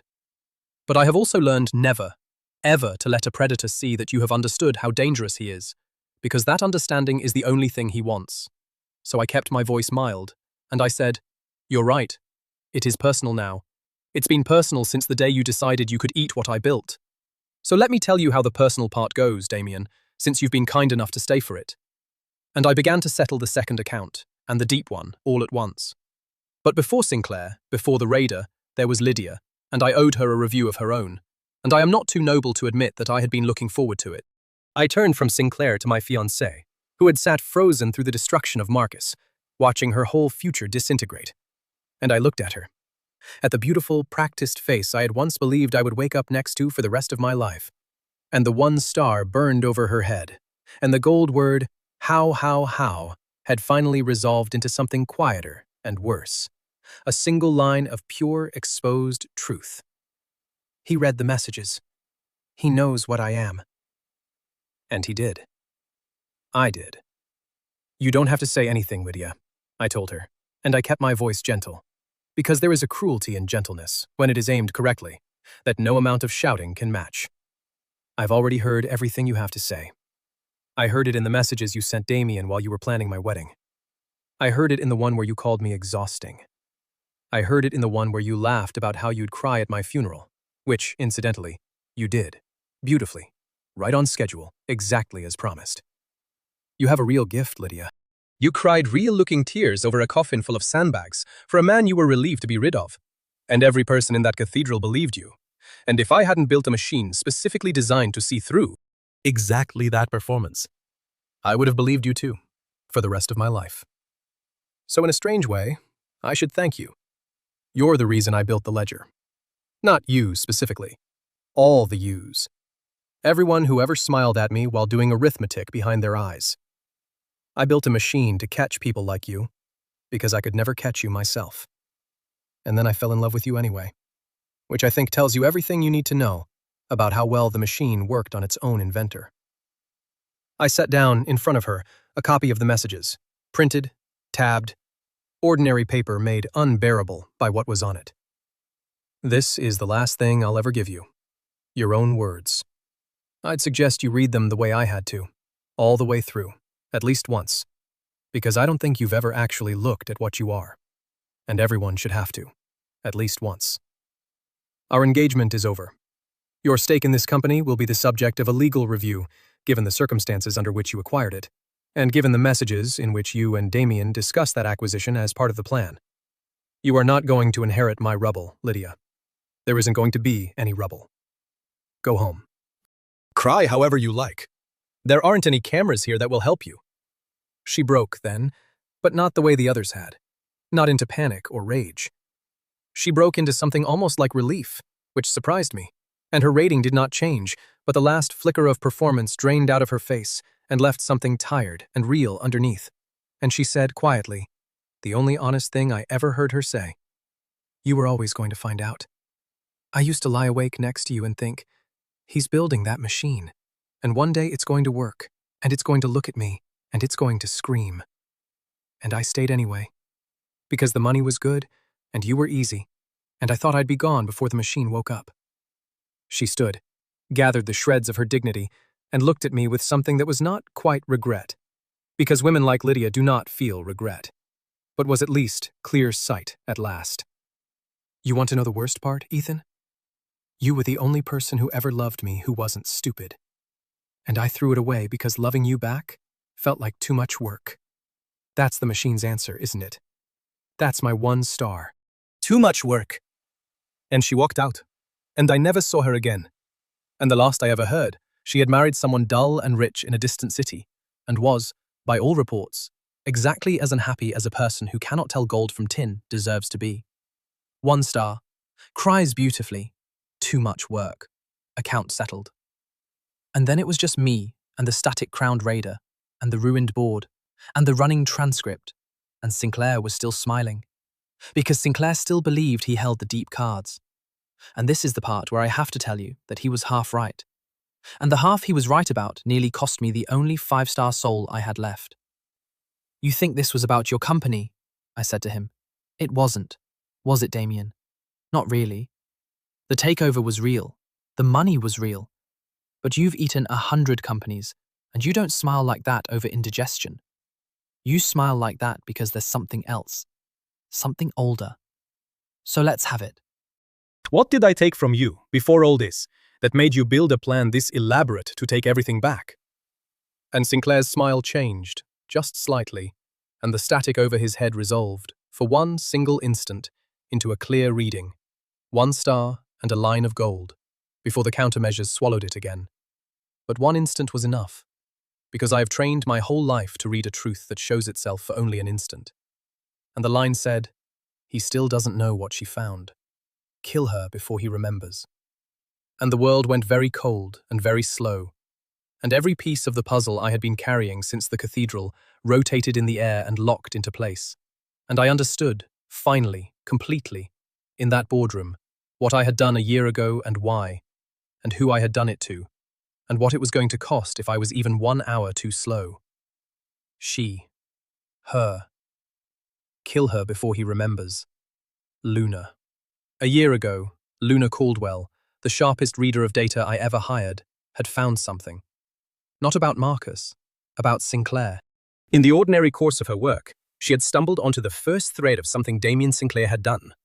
Something old, and buried, and criminal. Something worth killing to keep buried. And she had brought it to me, excited, proud, a young analyst who had found a real anomaly and wanted her mentor to see it.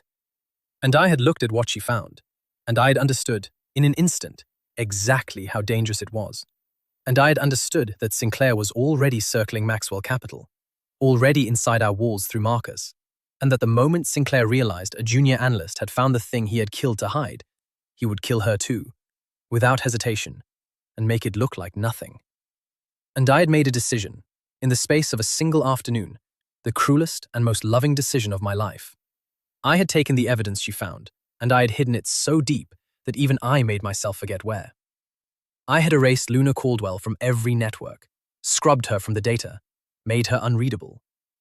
And then I had fired her. Publicly, savagely, completely. I had destroyed her career and salted the earth, not to punish her, but to make Damien Sinclair believe that whatever she might have found, she was finished, discredited, disconnected, harmless. A disgraced girl no one would ever believe, not worth the risk of killing. I had thrown her out of my life at exactly the right speed and with exactly the right violence to make her invisible to a man who murders. I had made her look worthless so that she would be allowed to stay alive. And it had worked. For a year it had worked. Sinclair had left her alone because she was garbage, because I had made her garbage on purpose, in front of everyone, at the cost of her believing me a monster, and myself carrying the memory so heavy I had buried it beyond my own reach.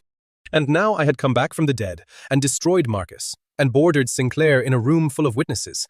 And Sinclair, cornered, had done the arithmetic faster than I had, and reached the same conclusion I was only now reaching. That if Ethan Maxwell was alive and fighting, then the evidence Luna found was not gone. And the only loose end, the only person besides me who had ever laid eyes on it, was a bookkeeper in a small apartment on the wrong side of the river who thought I was dead and had cried 5 real stars over my coffin. Kill her before he remembers. Sinclair had already given the order. That was why he was smiling. He did not need to beat me in this boardroom.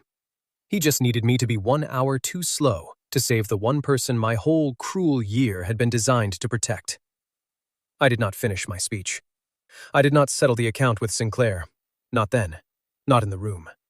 I looked at that flat-eyed man and his static crown and his terrible, patient smile. And I did the thing that told him he had found my one true weakness. The thing I could not help. The thing that was worth more than my company and my revenge and my carefully earned clarity. I ran. I turned and I ran out of my own boardroom, out of my own resurrection, leaving Sinclair the temporary satisfaction of watching me abandon my victory. Because a victory is worth nothing, and Luna Caldwell was worth everything. And Ghost was already in my ear because Ghost had heard it all. And Ghost was already pulling every camera and every signal between me and the wrong side of the river. And Ghost said, in a voice stripped of its usual dry calm, "Ethan, there's a car outside her building that shouldn't be there. 2 men. They've been there 20 minutes. Go. Go now. Go." I have never driven like that in my life. And the whole way, one thought over and over, the cruelest arithmetic I have ever done. I made her look like garbage to keep her alive. And it worked for a year. And the moment I came back to life, I made her valuable again.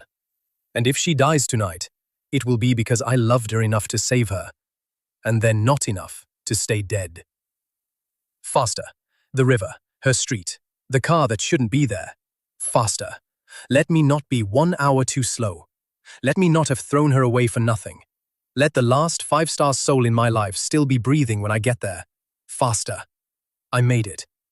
I want to say that immediately, because I have made you race with me through the dark, and I will not make you wait the way I had to wait, gripping a steering wheel with white knuckles, doing the arithmetic of a life.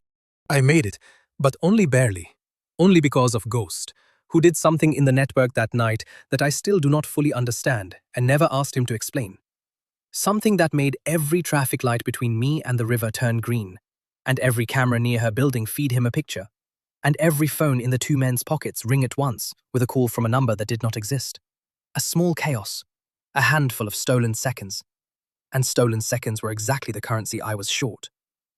I came up her street with my headlights off, and I saw the car that should not have been there, and I saw the 2 men already out of it, already at the door of her building, already inside. And I did not think. I simply moved, the way you move when the calm, calculating part of you has been switched off, and something older has taken the wheel. I am not a fighter. I have told you that. It remains true. I am a man who reads numbers, not a man who breaks bones. But I have learned, in a lifetime of watching predators, exactly how they think. And the two men Sinclair sent were professionals, doing a routine job on a target they had been told was a disgraced, disconnected, harmless nobody. And professionals doing a routine job on a nobody are not braced for a man to come through the stairwell door behind them, like the wrath of God with nothing to lose. The details do not matter, and I take no pride in them. There was a fire extinguisher, and there was a great deal of noise, and there was a moment on the landing outside her door that I will not describe, except to say that I did what I had to do to two men who had come to murder the only 5 stars left in my life, and when it was over, they were on the floor, and I was standing over them shaking, and Ghost's voice in my ear was saying, "Police are 4 minutes out. I called them. Get her and go." And I stepped over the men who had come to erase Luna Caldwell, and I knocked on her door, and I heard her frightened voice on the other side, "Alive! Alive!" And I put my forehead against the wood, and I breathed for what felt like the first time in a year. "Luna," I said. Luna, you don't know my voice. I'm sorry. I'm going to sound impossible. But you have to open the door, right now. You're in danger and we have to go. Silence. Of course, silence. A frightened woman does not open her door to a stranger's voice in the middle of a night that has already gone wrong. So I did the only thing I could do, the thing I had sworn I would not do until it was safe. Except nothing about any of this was ever going to be safe, and safe was a luxury for people who had not thrown away the person they were trying to protect. I said, "Luna, it's Ethan. It's Ethan Maxwell. I know you buried me a week ago. I know that's not possible. I promise I will explain every impossible thing, but not through a door, because there are men in this building who were sent here to hurt you, and I need you to trust the voice of a dead man for about 90 more seconds. Please, you gave me 5 stars. Let me earn one of them." She would not have understood the last part. She could not have. She did not know about the machine, did not know what she had blazed over her head in that cathedral. But something in it, or something in my voice, or simply the accumulated weight of a terrible night, made the lock turn, and the door opened, and Luna Caldwell stood in front of me, alive, her face swollen from a week of crying, her eyes going wide and white and disbelieving as they found my face, the face of the man she had watched them bury. And she did not scream, and she did not faint, because she was made of sterner stuff than that. She had always been made of sterner stuff. It was half of why I hired her. She just stared at me, and her mouth formed my name without sound. And then, because she was brilliant, because her mind worked exactly like mine, I watched her stop trying to understand the impossible thing and start doing the only useful thing, which was to move. "The men," she said. "You said men." "Downstairs. Handled. Police coming." "But there will be more, Luna. There will always be more until I finish this tonight. So please, please come with me, and I will tell you everything. I swear to you on the grave they think I'm in, I will tell you everything." And she looked at me for one more second, this woman I had destroyed. And then she grabbed a coat and she came, and we went down the back stairs into the dark, and I put her in the car, and I drove her away from the wreckage of the trap I had accidentally sprung on her by daring to come back to life. I told her in the car, all of it. I owed her that, and I owed it to her first, before Ghost, before the police, before the reckoning still waiting with Sinclair. Because she had spent a year believing she was garbage, and she deserved to know the truth before she spent one more minute in that belief. I told her about the day a year ago when she had come to my office, proud and excited, with an anomaly she had found in the data, a thread that led to Damien Sinclair, and something old and buried and criminal, the thing that would eventually be the key to destroying him, though neither of us knew it yet. I told her how I had looked at what she found and understood, in an instant, that it was a death sentence, that Sinclair would kill anyone who had seen it, that he was already inside our walls through Marcus, that the only way to keep her alive was to make her worthless in his eyes, disconnected, discredited, disgraced, a nobody not worth the risk of a murder. I told her that I had hidden the evidence she found so deep I made myself forget it, and erased her from every network, and then stood up in front of the whole floor and destroyed her, publicly, savagely, cruelly, on purpose, with my own mouth, and let her be marched out believing I was a monster, because the belief was the only armor I could give her. Because a person who knows they are being protected moves like a person being protected, and that movement would have gotten her killed. I told her that I had carried it for a year, so heavy I buried the memory of my own reasons, and that I had only dug it back up tonight, in a boardroom, an hour too late to keep her out of danger, and, I prayed, just barely in time to keep her alive. She was quiet for a long time. The city went by in the windows. And then Luna Caldwell, who had every right to hate me, who had spent a year being crushed for a kindness she never knew she'd received, said, in a small, steady voice, "I knew it wasn't real." I looked at her. She was staring straight ahead, tears running down her face, but her voice was steady, iron under the grief, the exact combination I had watched blaze 5 stars over her head. "That's the thing I could never explain to anyone. Everyone told me you were a monster, that you'd shown your true face, that I was lucky to be out. And I believed you'd ruined me. I believed it completely. I lived it. The bookkeeping job, the small apartment, the whole ruined year. But underneath, in the part of me that reads data the way you do, the part that sees the pattern under the noise, there was always this one number that didn't fit. Because I knew you. 18 months. I watched you make decisions. You never once did anything cruel that didn't have a reason. And you never once did anything without a reason at all. And firing me had no reason. I was your best analyst, and you knew it, and you threw me out for incompetence, and it made no sense. It was the one thing in 2 years I ever saw you do that didn't add up, and I could never let it go. This one anomaly, this one wrong number in the middle of the man I thought I understood. She turned and looked at me, finally, and her face was wrecked and shining and utterly certain. So when they told me you died, I didn't cry because I lost a monster.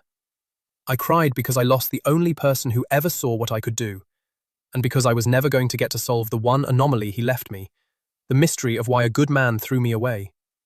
I went to your funeral to say goodbye to that question. I thought I'd never get the answer.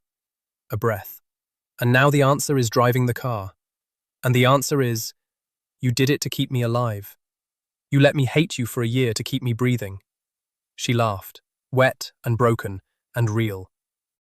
Do you have any idea, Ethan, how much that is exactly like you? To love someone by making them despise you. To pay for their life with your reputation and never send them the bill? God. God. Of course. Of course that's what it was. I should have known. Some part of me always knew. And I want to tell you that in that car, in the dark, driving away from men who had come to kill her, I felt the thing that the whole machine had been built to find and had never once been able to give its own maker, which was the certainty of a loyalty that was real. Not measured, not scored, not 5 gold stars generated by a system. The actual thing, the thing underneath the rating, sitting in the passenger seat of my car, crying and steady and brilliant and alive, telling me she had known, that some part of her had always known, that the anomaly I left in her life had been the one wrong number that kept her faith in me intact through a year of evidence that I was a monster. She had done, without any machine at all, exactly what the message hidden in my ledger had commanded me to do. Find the one it got wrong. She had found the one thing about me that did not fit the story, and she had refused to let it go, and it had kept her true.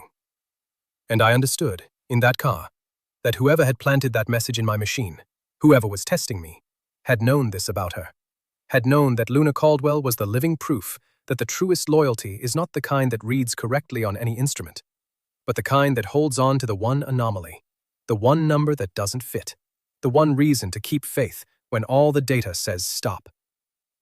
I had built a machine to score loyalty, and the truest loyalty in my life was a woman the machine could not read at all, because I had erased her to save her, and she had stayed loyal anyway, to a monster, for a year, on nothing but a hunch that the monster didn't add up. I did not say all of that to her. There was not time, and some of it I did not have words for yet. But I reached over, in the dark, and I took her hand, the hand of the woman I had thrown away to save, and she let me. And we drove like that, and for a few minutes, neither of us said anything. And it was the first honest silence I had shared with another human being in longer than I could remember. We took her to Ghost, to the apartment full of screens, the safest place I had, and I put the two of them together, the Ghost and the analyst. And something happened that I did not expect, which is that they recognized each other instantly. Two people who trust machines more than they trust people. Two lonely, brilliant minds. And within an hour, Luna Caldwell was doing what she had been born to do and had been forbidden to do for a year.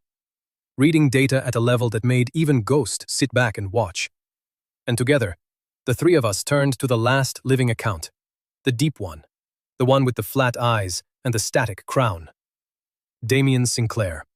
Because Luna had found the thread a year ago, and I had hidden the evidence so deep I forgot it. But a thing you hide from yourself is not a thing you destroy. And now, with the danger finally in the open and the reason finally remembered, I could go and dig it back up.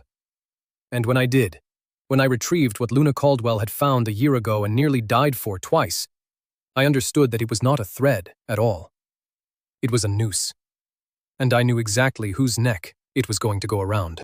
Let me tell you how Damien Sinclair, the man no machine could read, the raider who had never lost, the predator who had smiled at my resurrection because he thought he still held the deep cards, discovered that the disgraced girl he had ordered killed twice had a year ago quietly found the one piece of evidence that could end him, and that the dead man he had underestimated had been keeping it safe the entire time, waiting, without even remembering he was waiting, for exactly this night.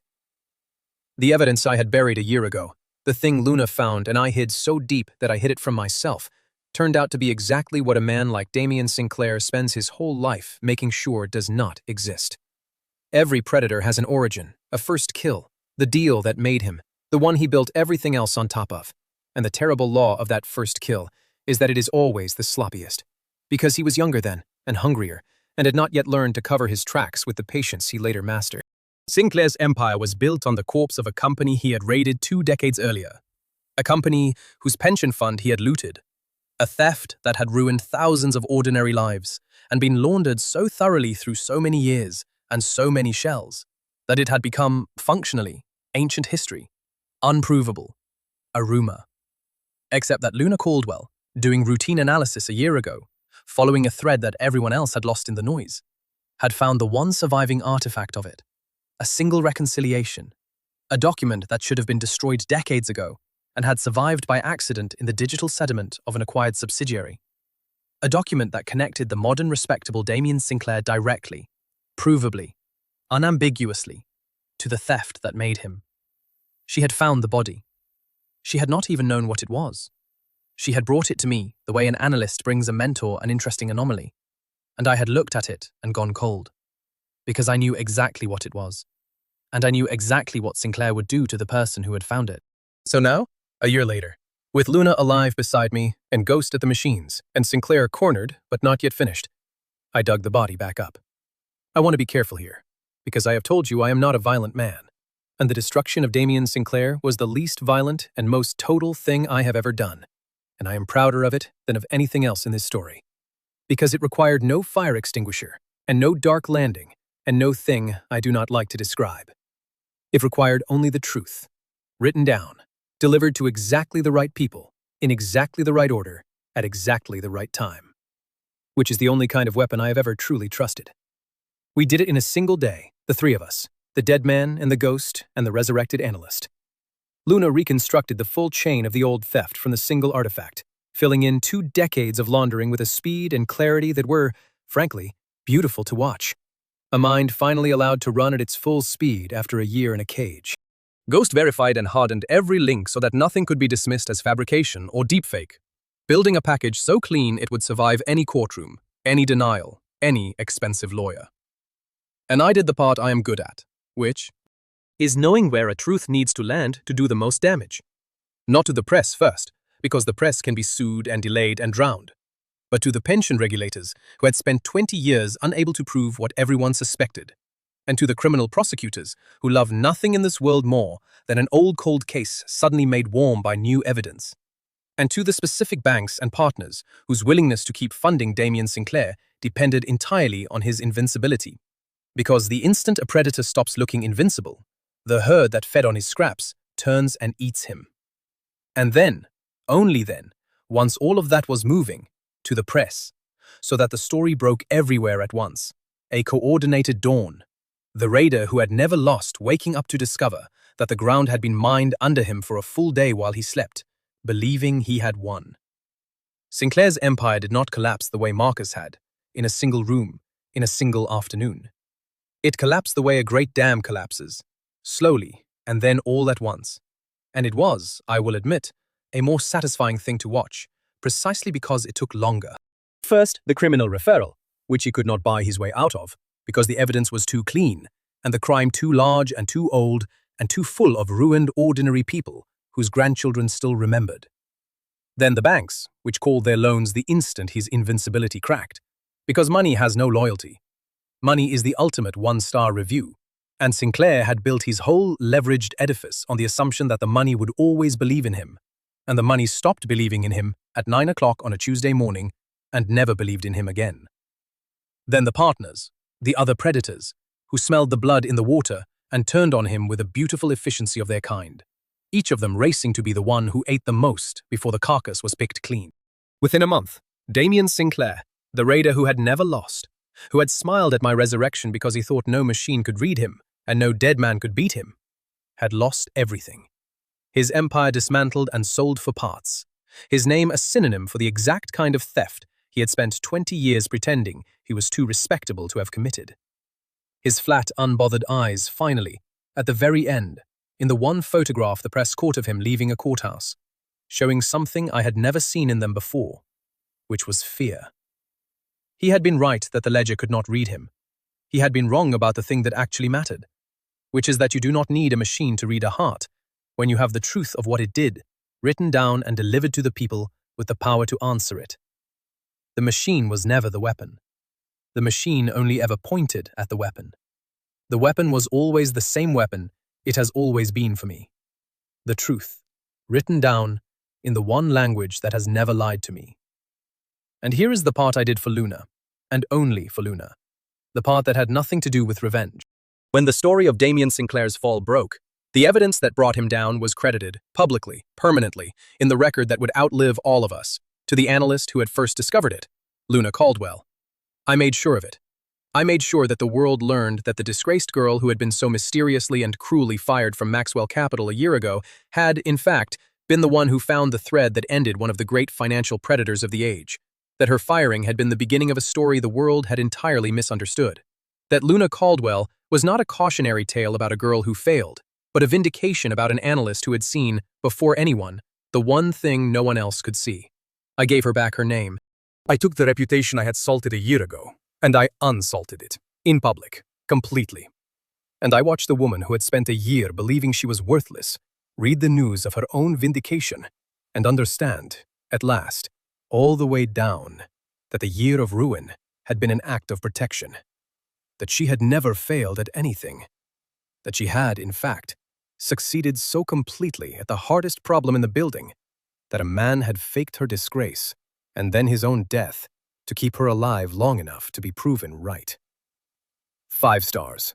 He was the best man I ever knew. She had written that over a coffin she thought held me, and now she knew why. And the knowing did not diminish the 5 stars. It earned them. But I have not been fully honest with you, and this story is about honesty, so I have to stop here, before the happy part, and tell you the thing I was still carrying through all of it. The thing that Marcus's fall and Lydia's exposure and Sinclair's annihilation had not touched. The thing that had been sitting at the center of my chest since the cathedral, like a cold stone. Because settling the 1-star accounts, satisfying as it was, had never been the real mystery. The real mystery was the 5-star account that should not have existed. The impossible rating over Luna's head. 5 gold stars generated from a void, planted delivering in my own machine, by someone who knew me like scripture. Someone who had predicted my entire plan months in advance. Someone who had left me a message. The machine can score 1,000 hearts correctly. The test was never whether it could read them. Find the one it got wrong, and you'll find out whether you deserve what comes next. I had found the one it got wrong. I had found Luna, and I had understood why the machine could not read her. And I had done, without knowing I was doing it, exactly what the message commanded. I had refused to trust the number. I had gone and found the human truth behind it, and in finding it, I had recovered the buried memory of my own deepest decency, the year I sacrificed to keep an innocent woman alive. I had passed the test. I could feel that I had passed it. But a test implies a tester, and deserve what comes next implies that there is a next, a something waiting on the other side of the passing. And I still did not know who had built the test, or what came next, or why the whole architecture of the last year of my life felt, increasingly, the more I looked at it, like a machine within a machine, a plan within my plan, as if even my own faked death had been a move in someone else's game, anticipated, permitted, guided. Someone had reached into the ledger. Only a handful of people alive could do that.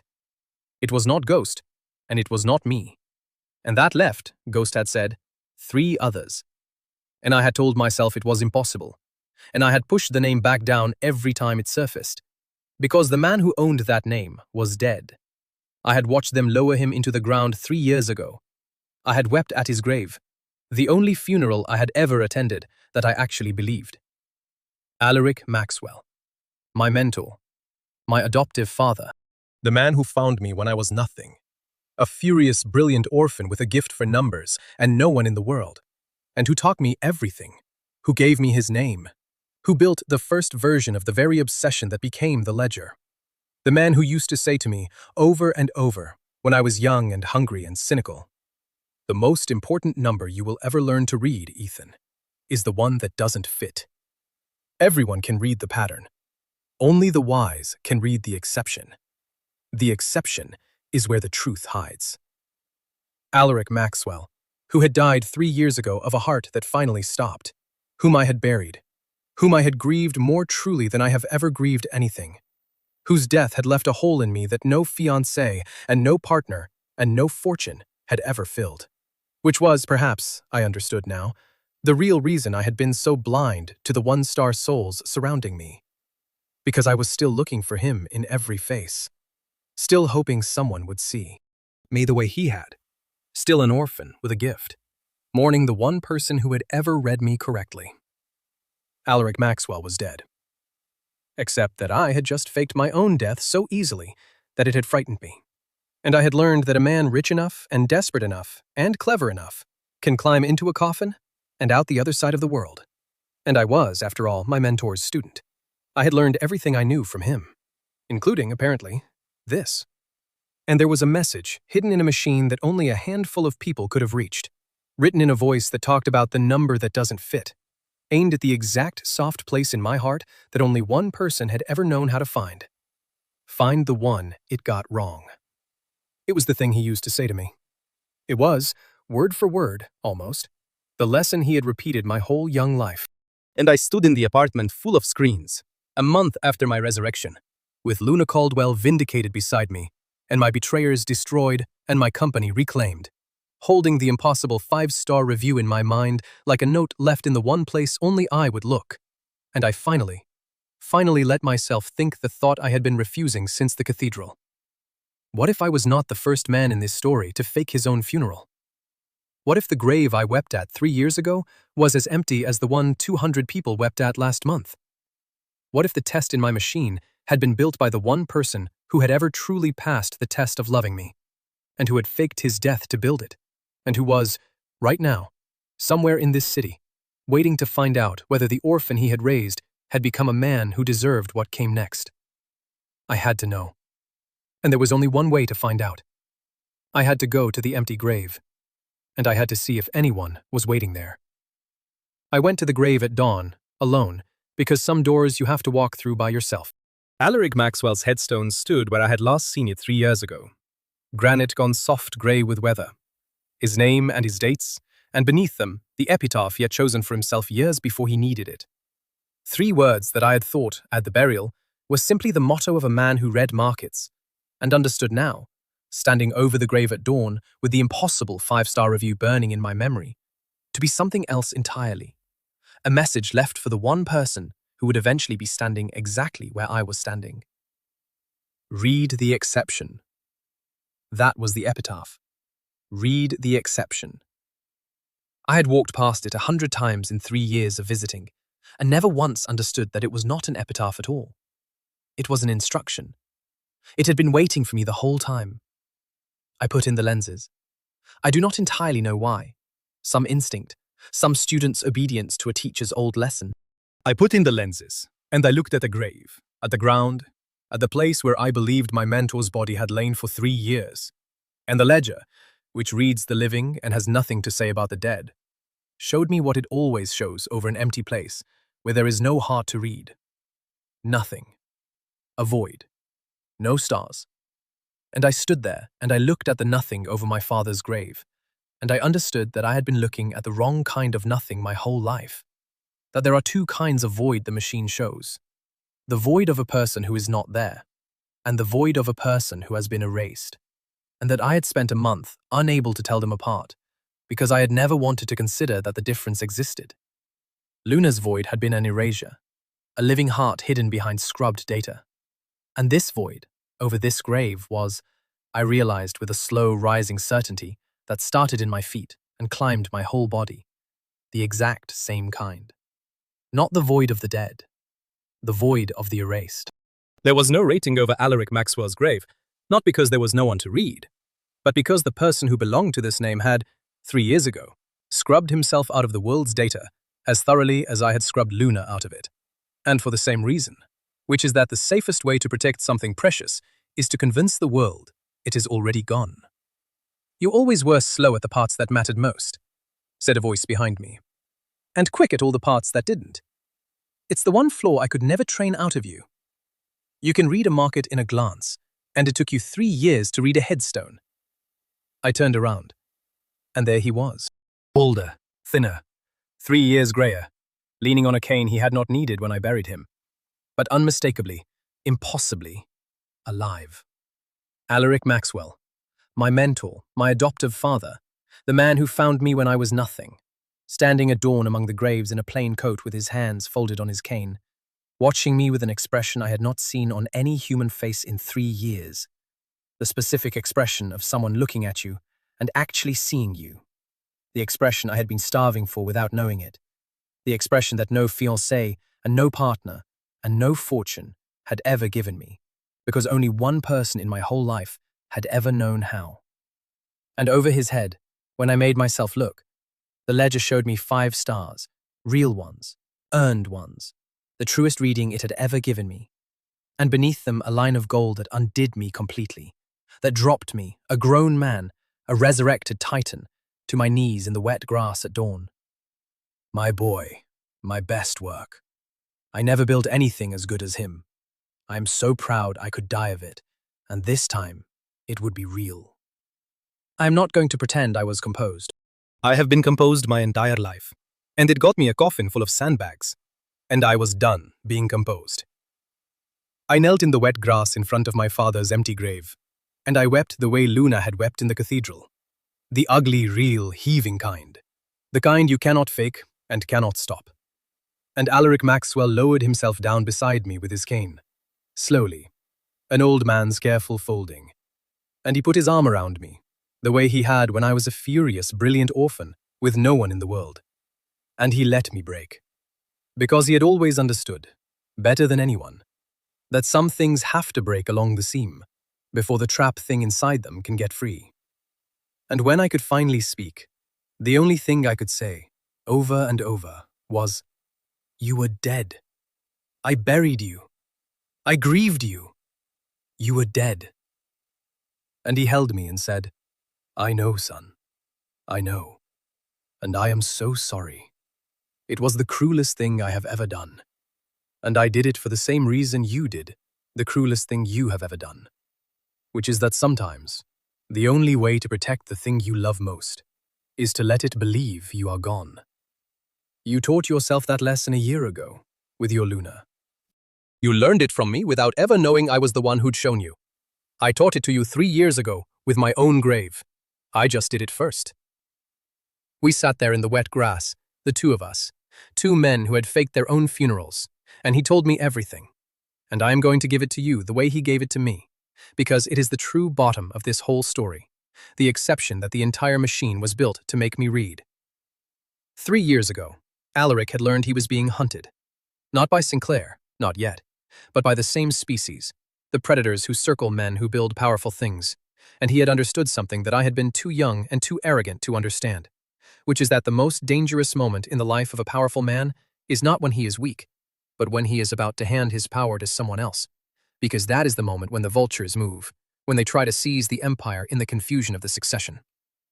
Alaric had known he was dying, really dying. The heart was real, the doctors were not lying.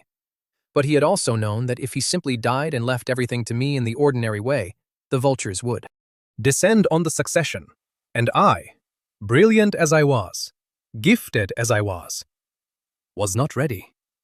Because I had the one flaw he could never train out of me. I could read every number in the world, except the ones written in human hearts.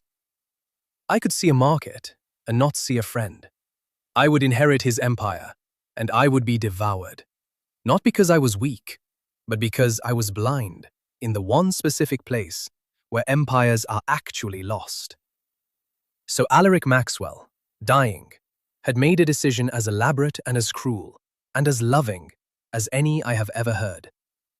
He would fake his own death, 3 years before the real one would have come, and use the time he had left not to hand me his empire, but to build me a test that would force me, finally, to learn the one thing he had never been able to teach me: how to see people, how to read the exception, how to tell the 5-star soul in the last row from the 1-star soul giving the eulogy.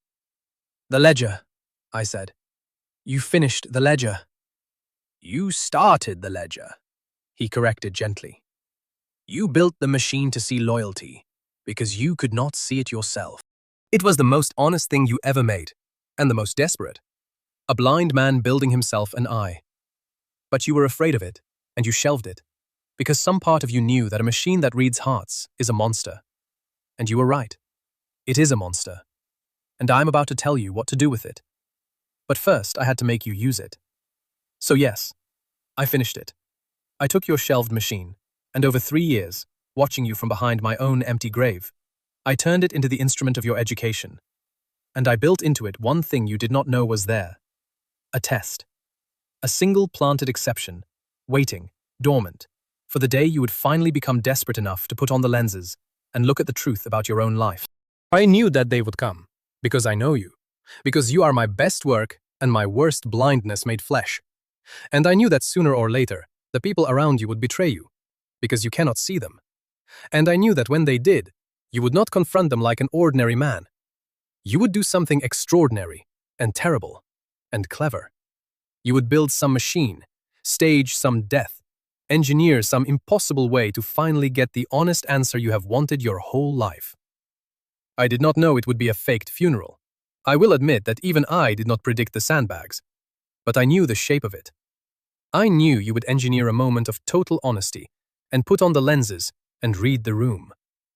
And I knew that when you did, you would find, exactly as I found in my own life, that you were surrounded by ones, and you had thrown away your 5s. And so I planted the exception. The one rating the machine got wrong, on purpose. 5 stars, over the head of the one person you had erased. The one person whose loyalty was so real and so buried that no machine could read it and no data could prove it. The one soul in your life that could only be found the way I spent your whole childhood teaching you to find the truth, by refusing to trust the number and going to read the exception yourself. "Luna," I said. "Luna," he agreed, and he smiled, and it was the proudest and gentlest thing I have ever seen. I watched you erase her a year ago. I watched you destroy that girl's reputation to save her life, and Ethan, that was the moment I knew you were almost ready. Because that was the moment you did, on your own, without knowing I was watching, the exact thing I had faked my own death to teach you. You saw a human truth that no machine could measure, a young woman in mortal danger, and you paid for her life with your own reputation and never sent her the bill, and you buried the memory so deep that even you forgot your own goodness. You had the thing already. You had it all along, underneath the blindness. You just could not see that you had it, the same way you could not see her. So I built the test around her. I made the machine lie about the one person you had been most decent to, so that in solving the lie, you would be forced to remember your own decency, and to go and stand in front of it, and to protect it a second time. And you did. You passed. You did not trust the 5 stars. You went and found the woman underneath them, and you remembered why you had saved her. And when the predator came for her again, you ran out of your own moment of triumph, abandoned your revenge in mid-sentence, and drove through the dark to keep her breathing. That, my boy, that was the test. Not whether you could destroy the ones who betrayed you. Any clever man can do that, and you were always clever. The test was whether, when the machine handed you a number, you would trust the number or trust your heart. Whether you would go to the last row. Whether you would become, at last, a man who could read the exception. His voice cracked, just slightly, an old man at the end of a long and secret labor. You have. You are. And so I can finally tell you what comes next, which is the thing I faked 3 years of death to be able to give you, and which is not, Ethan, an empire. It was never an empire. It is much more dangerous than that, and much more valuable. And whether you deserve it was the only thing I ever needed to know before I let myself really die. And he told me what came next, and it changed everything. Again. What comes next, Alaric said, is a choice, and it is the only inheritance worth leaving anyone, because everything else, the money, the towers, the companies, those are just numbers. And you and I both know numbers are the easy part. The hard part is what you're going to do with the machine. We had left the graveyard by then. He could not sit long in the cold. His real heart was genuinely failing now, the 3 borrowed years nearly spent. And so he sat instead in a small plain apartment he kept under a name that did not exist. The mirror of the apartment where a dead man and a ghost had built my resurrection. And I understood that my whole clever plan had been, from beginning to end, a student unknowingly retracing his teacher's footsteps. He made tea with his shaking hands and would not let me help. And then he sat across from me and laid out the last lesson. The ledger works, he said. You know it works. You wore it to your own funeral, and it showed you the truth about 200 hearts.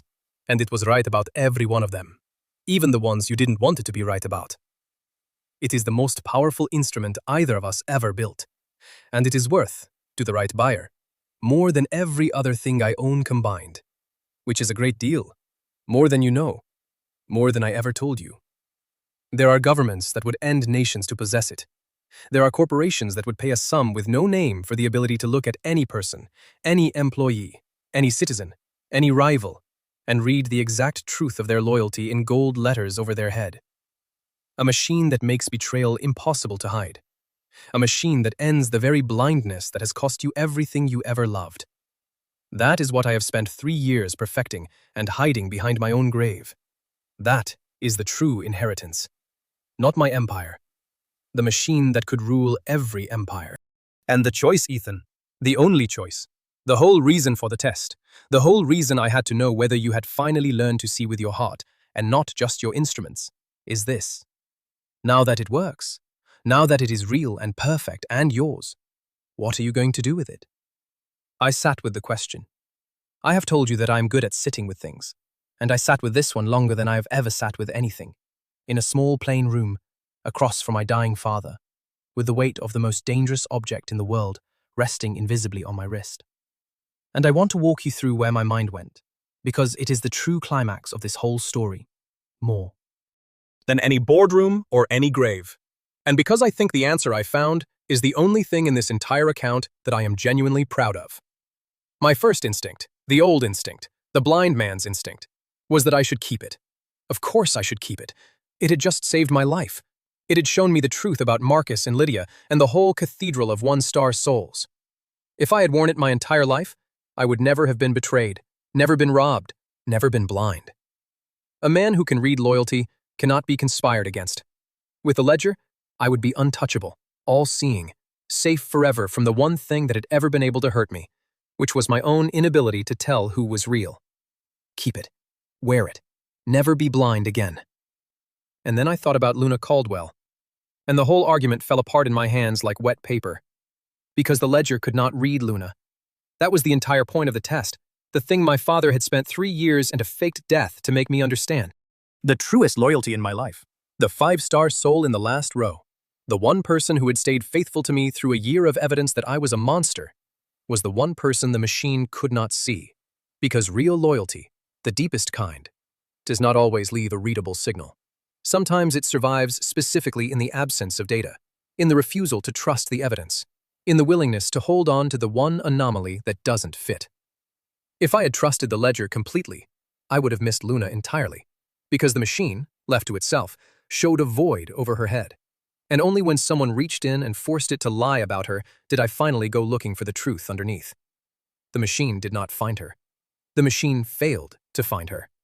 She was found the only way the truest things can ever be found, by a human being refusing to trust the number and going to read the exception with his own heart. A man who wears the ledger every day and trusts it completely does not become all-seeing. He becomes blind in a new and worse way, because he stops using the only instrument that can actually read the deepest truths, which is not a machine on the wrist, but the patient, fallible, irreplaceable attention of one person choosing to actually see another. The ledger did not cure blindness. It was a more sophisticated blindness. It read the surface of the heart perfectly and missed the depths entirely. And the depths are where everything that matters lives. "You built it because you couldn't see," Alaric had said. And that was true. But I understood now that the machine had never been the answer to my blindness. The machine had been a symptom of it. A blind man builds an eye out of glass and metal because he does not believe he can ever grow a real one. And my father had spent 3 years and his own death teaching me that I could, that I had, that the very act of protecting Luna a year ago had been my real eye-opening for the first time. My heart doing the thing no machine can do, seeing a truth that left no data, reading an exception, loving someone enough to bear being hated by them. I did not need the ledger. I had spent my whole life believing I needed it, and I had been wrong. And the proof was a woman in a grey coat crying 5 real stars over a coffin full of sandbags. A woman no machine could measure, seen and saved by a heart I did not know I had. So I told my father what I was going to do with the most valuable and dangerous object in the world. I was going to destroy it. He did not argue. He did not look surprised. He looked, instead, like a man who has been holding his breath for 3 years and is finally, at last, allowed to let it out. And the 5 stars over his head blazed brighter, and the gold line beneath them changed, one final time, to the last thing my father's heart ever said about me, which was simply, "There it is. There he is. Now I can go." "You could sell it for enough to buy a country," he said quietly. "You could keep it and never be heard again.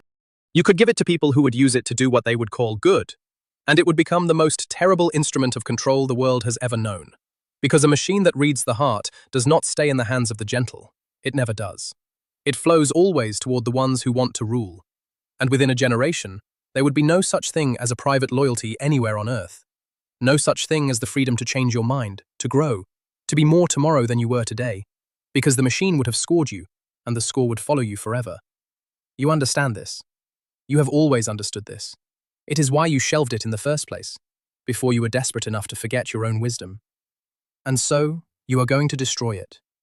And that, Ethan, that choice, made freely, by a man who has every reason to keep it, and the power to use it, and the wound that built it still aching in his chest. That is the only thing I have ever needed to know about the boy I raised. A man who would keep this machine is a man who never learned to see. A man who destroys it is a man who finally can. You passed. You passed the whole test. The last one, and the real one. He set down his tea with his shaking hands. Burn it. Burn all of it. The lenses, the code, the hardware, every copy, every backup. Ghost will know where they all are. He always does. Burn the monster we built out of our own blindness and walk out of here with the only thing worth inheriting, which is a pair of eyes that finally work, and the woman in a grey coat who was worth more than the machine that could not see her, and the knowledge that when the moment came, you chose to be blind in the way that lets you see, instead of all-seeing in the way that makes you blind. That's it. That's the whole inheritance. That's everything I have to give you, and it's worth more than everything else I own. And I have spent 3 years dead to be able to put it in your hands. Take it, son, and let me go. I destroyed the ledger. I want you to know that I did it, completely. That this is not a story where the hero keeps the terrible weapon just in case. Because just in case is how every terrible weapon in history has survived the good intentions of the person who should have destroyed it. Ghost and I burned it. All of it. Every copy and every backup and the lenses themselves. And Ghost, who trusts machines more than people, watched his greatest creation turn to slag and said only, "Good." And I understood that even Ghost had been afraid of it, that everyone who had ever touched the thing had been afraid of it, and that the fear had been the correct response all along. The most honest instrument ever built, gone, on purpose, chosen, and I have never for one single day regretted it, because I traded a machine that reads the surface of hearts for the ability to read their depths, and it was the best trade I ever made, and I have made some good ones. And then I sat with my father while he died. For real, this time. The 3 borrowed years were spent, and the failing heart finally stopped, a few weeks after the graveyard, in the small plain apartment, with me holding his hand. And it was the second time I had lost him, and the first time it was real. And the strange, terrible gift of it was that this time I got to say goodbye. This time there was no conspiracy, and no test, and no machine. Just an old man and the orphan he had raised. And the last thing he said to me, with the last of his breath, was not about the ledger, or the empire, or the test. It was about Luna. He said, "Marry the exception, Ethan. Marry the one the machine couldn't read. She's the proof that you finally see. Don't be blind about this one thing, the way you were blind about everything else for so long. Go to the last row. Go all the way to the last row, and don't come back." And then he was gone. My father, my mentor, the one. 5-star soul, who had earned every star honestly. The man who faked his own death to teach me to see, and then died for real once he was sure I could. I buried him a second time, and this time the grave was not empty. And this time, when I stood over it, I could read the exception carved in the stone. Read the exception.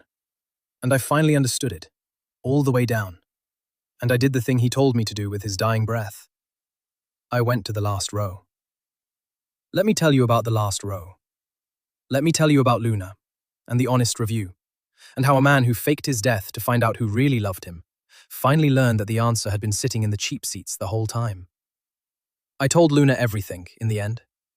Not through a car window in the dark this time, but slowly, over weeks, in daylight, in the plain, quiet way that true things have to be told if they're going to hold. I told her about Alaric, about the faked grave and the borrowed years, and the test built into the machine.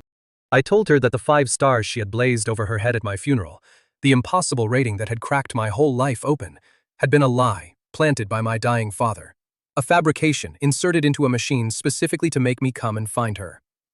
And I watched her face while I said it, braced for the hurt of it, because it is a strange and cruel thing to tell someone that the proof of their loyalty was a fabrication, that the machine had lied about her, that her 5 stars were never real in the way I had first believed them. But Luna Caldwell, who reads data the way I do, who had spent a year holding on to the one anomaly that didn't fit, understood it faster and better than I had, and she started to laugh, softly, wonderingly, and she said, "Ethan, don't you see what he did?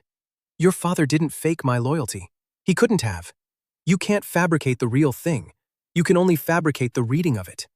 He made the machine show 5 stars over my head, yes, but the machine was wrong to be able to show anything, because you'd erased me, and it could only show 5 stars because he forced it to. He didn't invent my loyalty. He pointed at it. He took the one true thing in your life that no machine could measure, the one heart that stayed faithful to you with no data and no evidence and every reason to quit. And he made your instrument of surfaces tell you a lie about the surface, so that you would go and discover the truth about the depths. The 5 stars were fake. What they pointed at was the realest thing either of us has ever had. He didn't lie about me, Ethan. He lied about me in order to make you find out that the truth was even better than the lie. And she was right. Of course she was right. She was always right. It was half of why I had hired her and all of why I had saved her. And I looked at this woman who had understood in an afternoon the thing that had taken me a month and a graveyard and a dying father to reach. And I understood that my own father had spent 3 years and his life building an elaborate machine to teach me a lesson that Luna Caldwell had been living, unrewarded, in a bookkeeping job on the wrong side of the river the entire time. We fell in love the way the machine could never have predicted, which is to say, slowly and unglamorously, and in the middle of ordinary work, which is where the realest things always happen. I did not sweep her off her feet. I'm not built for sweeping, and she would not have trusted it if I had. Instead, I gave her back her career, and then I gave her something better than her old career, which was a new one, at the top, beside me, as it should always have been. Because when I rebuilt Maxwell Capital out of the wreckage of the conspiracy, I did not rebuild it the way it had been. The old Maxwell Capital had been an extension of my blindness, a machine for making money run by a man who could not see the people running it, and it had rotted from the inside, because rot is what happens when no one can see. And I was done building things I could not see into. The new Maxwell Capital I built around a single principle, the one my father died to teach me, and Luna had lived without being taught. That the most valuable thing in any human enterprise is not the ones who read correctly on any instrument, but the ones who hold on to the truth when the data says to let go. The exceptions, the last row souls, the people everyone else overlooks. I built a company that went looking for its hazels on purpose, and I put the first Luna, the original, the best, in the chair beside mine, not as a reward, though she had earned 1,000 rewards, but because she was, simply, the finest reader of the truth I had ever met, machine or human, and a man who has finally learned to see does not waste the clearest eyes he has ever found. I need to tell you about the moment I actually knew, though, because it was not grand, and that is exactly why it mattered. It was months after the graveyard, after Alaric's second and final burial, after the ledger was slag and the company was rebuilt and the danger was long past. Luna and I were working late, the way we both do, the way we always have. Two people filling the good kind of silence with the quiet clicking of honest work. And I looked up from my numbers, and I looked at her, at Luna Caldwell bent over her screen in the lamplight, frowning at some anomaly the way she does. And I realized that I was reading her. Not with a machine. The machine was ash. With my own eyes, my own heart, the real instrument. The one my father spent his death teaching me I had. I was looking at a human being and seeing the truth of her, all the way down. The loyalty and the brilliance and the year of undeserved suffering and the refusal, ever, to let go of the one thing that didn't fit. And I did not need gold stars over her head to tell me what she was worth, because I could finally see it myself, with the eyes that had been blind my whole life and had opened at last, too late for so many things, and exactly in time for this one. And I understood that this was the whole inheritance, not the money, not the machine, not the empire. This. The ability to look at a person I loved and actually see her. Alaric had died to give me this. And I was using it, at last, on the one person in the world who deserved to be seen most, and had been seen least for longest. "You're staring," Luna said, without looking up from her screen. "I know," I said. "I'm allowed. I spent a fortune and 2 funerals and my father's life learning how. I'm going to stare at you for the rest of my life, Luna. Fair warning." She looked up then, and she smiled. The steady iron and warmth smile that had blazed 5 fabricated stars in a cathedral and 1,000 real ones since. And she said, "Good. Somebody in your life should have been staring at the right person a long time ago. Might as well start now." And that was it. That was the moment. No machine, no gold letters, no rating. Just 2 people who read the truth for a living, finally reading each other, in the lamplight, late, over honest work. The realest 5 stars I ever earned, and there was no instrument in the world that measured them, and there never needed to be, because I could see them myself. We married quietly the following year, in a small ceremony with no cameras, because Luna had had enough of performed grief at my last big event, and wanted, she said, one gathering in her life where every single face was real. And it was. I checked, not with a machine, the machine was ash, but the old way, the human way, looking at each face and knowing, because I could finally know. Every person at our wedding was real. There were not many of them. That is what a real gathering looks like, it turns out. Small and warm, and true. The exact opposite of the 200 one-star souls who had packed a cathedral to celebrate my death.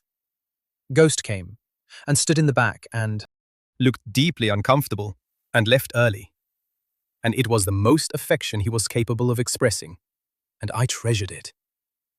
Priya came, the doctor, 5 real stars, the woman who had helped me die so I could learn how to live. The coffee cart woman came. I had found her after and moved her out of the lobby and into a small business of her own that I quietly funded, because a woman who gives a rich man 4 stars for the crime of learning her name is a woman the world has badly under-rewarded, and I have spent a good deal of my second life correcting the arithmetic of who the world under-rewards. And Alaric was there, in the only way he could be, which was in the fact of the 2 of us standing together at all, because everything good in that room traced back to an old man who faked his death to teach an orphan how to see. And I said as much, in the small speech I gave, and Luna cried, real tears, the only kind she has ever had. And I looked at her crying, and I did not need any stars to tell me what it meant. The 1-star accounts, I should tell you, all settled the way 1-star accounts do, which is badly, and mostly on their own, because that is the secret about betrayers that the betrayed take too long to learn. You rarely have to destroy them. You only have to stop protecting them from themselves. Marcus went to prison, and when he came out he was nothing, a name people used as a warning. And the last I heard he was somewhere far away, telling anyone who would listen that he had been wronged, which is the eternal anthem of the 1-star soul. Wronged, wronged, always wronged, never once the wrongdoer. Lydia married her dull rich man and was, by every account, exactly as empty as she had always been. A woman who could cry beautifully on command, and had never once in her life been able to tell gold from tin. And I felt nothing for her, not even anger, which is the truest sign that an account is fully closed. Damien Sinclair actually died, a few years later, alone, his empire gone, his name a curse, his flat eyes closed at last, and no machine was needed to read the void over his grave, because it was the ordinary void of the ordinary dead, and I did not attend, because some funerals do not deserve a witness. And the cowards, the 2s and 3s, the Dentons and the board members who had bent whichever way the wind blew, they mostly kept their small careers and their small lives and their small ratings, because the world is full of them, because most people are kind cowards, and I have made a certain peace with that, because a man who destroyed everyone who ever failed him would spend his whole life destroying, and I had better things to do with my second life, which had been so expensively purchased, than spend it settling every last small account.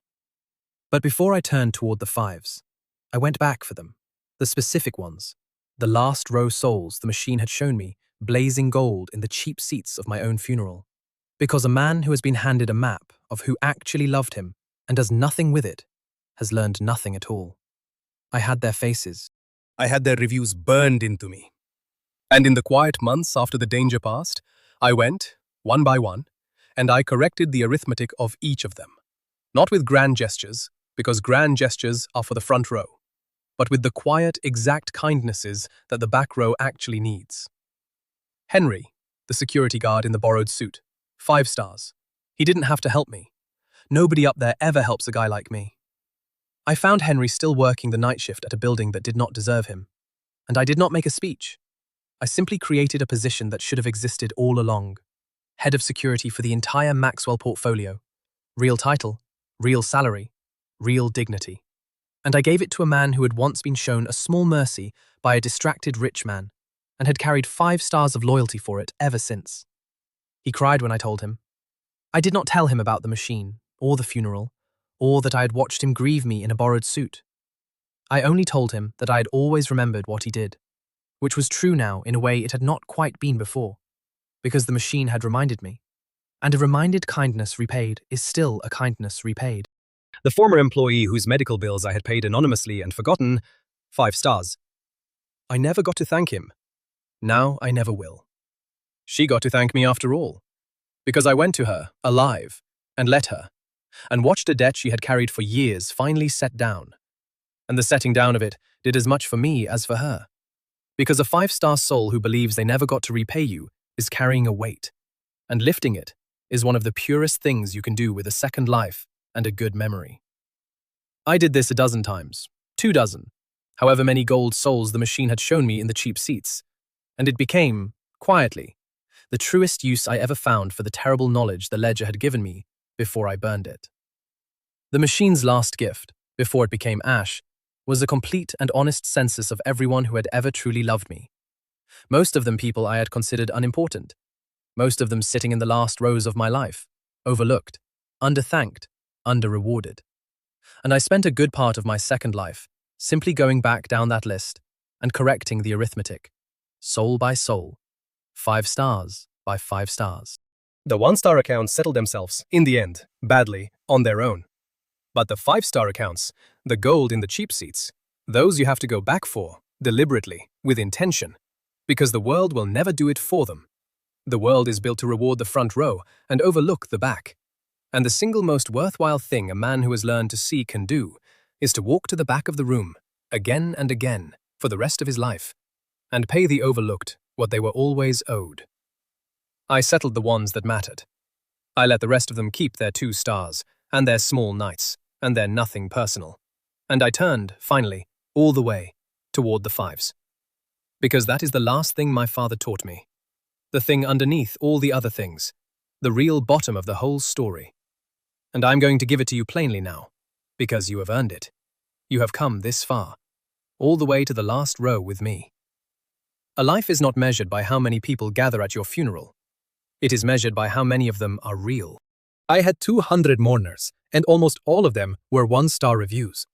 And I spent a fortune and faked my death and burned a monstrous machine to learn the one thing I could have learned by simply looking with my own eyes at who showed up in the last row and cried when they thought no one was watching. The 5-star souls are almost never in the front. They do not perform. They do not photograph well. They sit in the cheap seats, in plain gray coats, and they grieve the real ugly way, and they hold on to the one anomaly that doesn't fit long after everyone else has let it go. And they are worth more than the entire rest of the cathedral combined.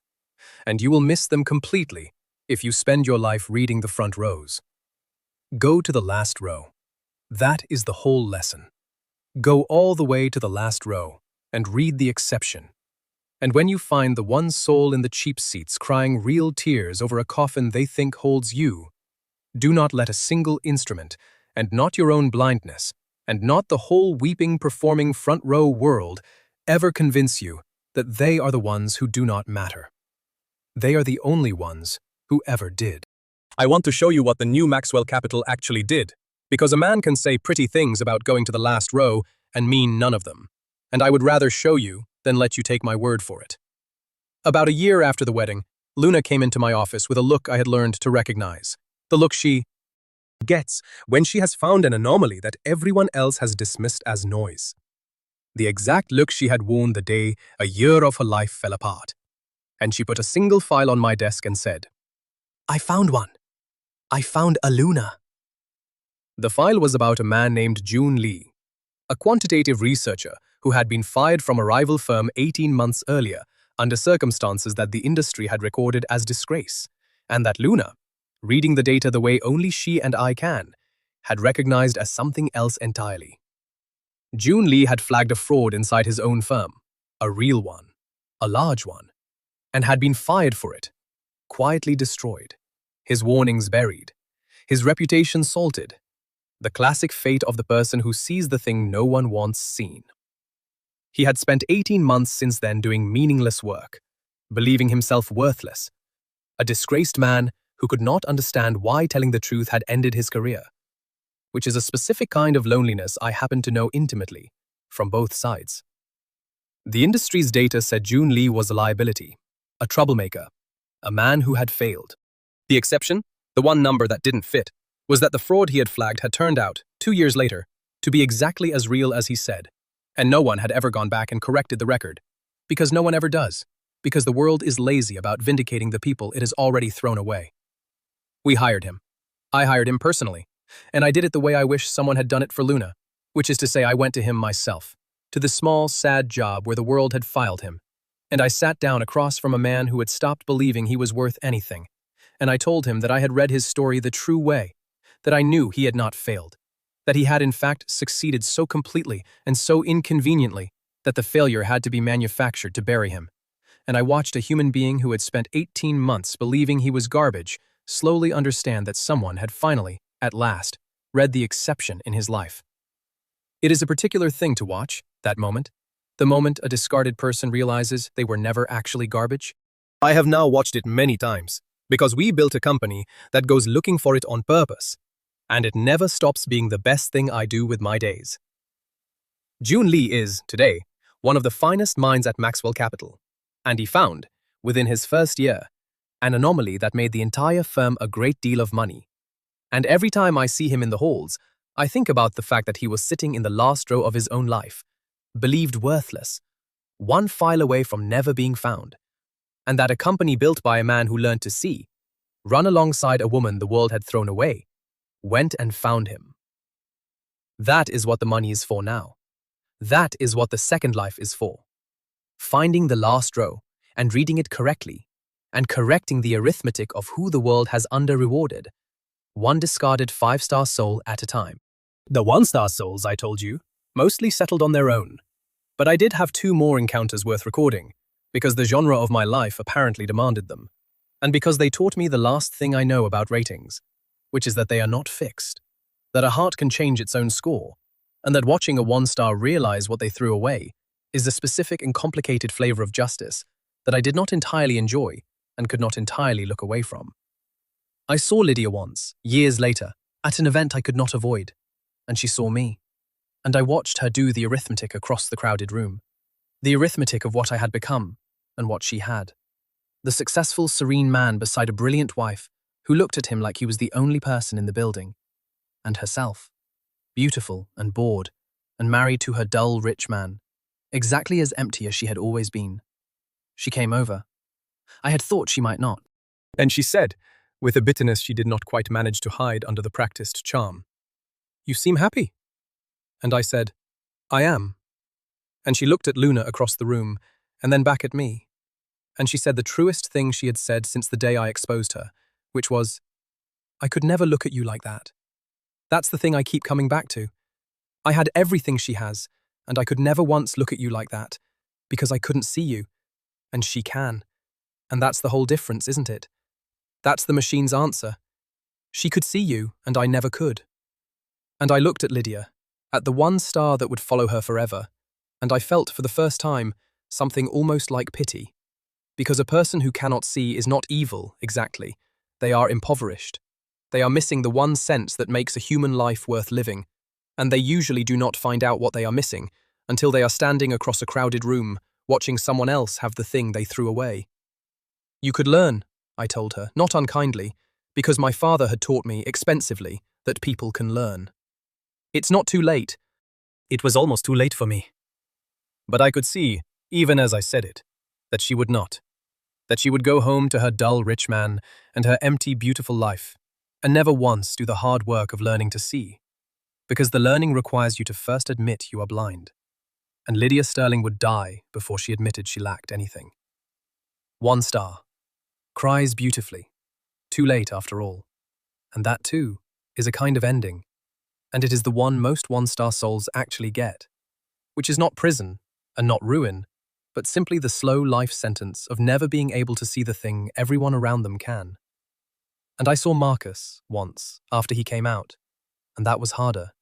Because Marcus had been my brother for 9 years, and the machine had shown me 1-star. But 9 years is 9 years, and the heart is a filthy, complicated, astonishing thing. He was diminished, growled, humbled in the specific way that prison humbles a proud man. And he did not ask me for anything, which surprised me. He only said, "I've had a lot of time to think about why I did it." And I said, "And?"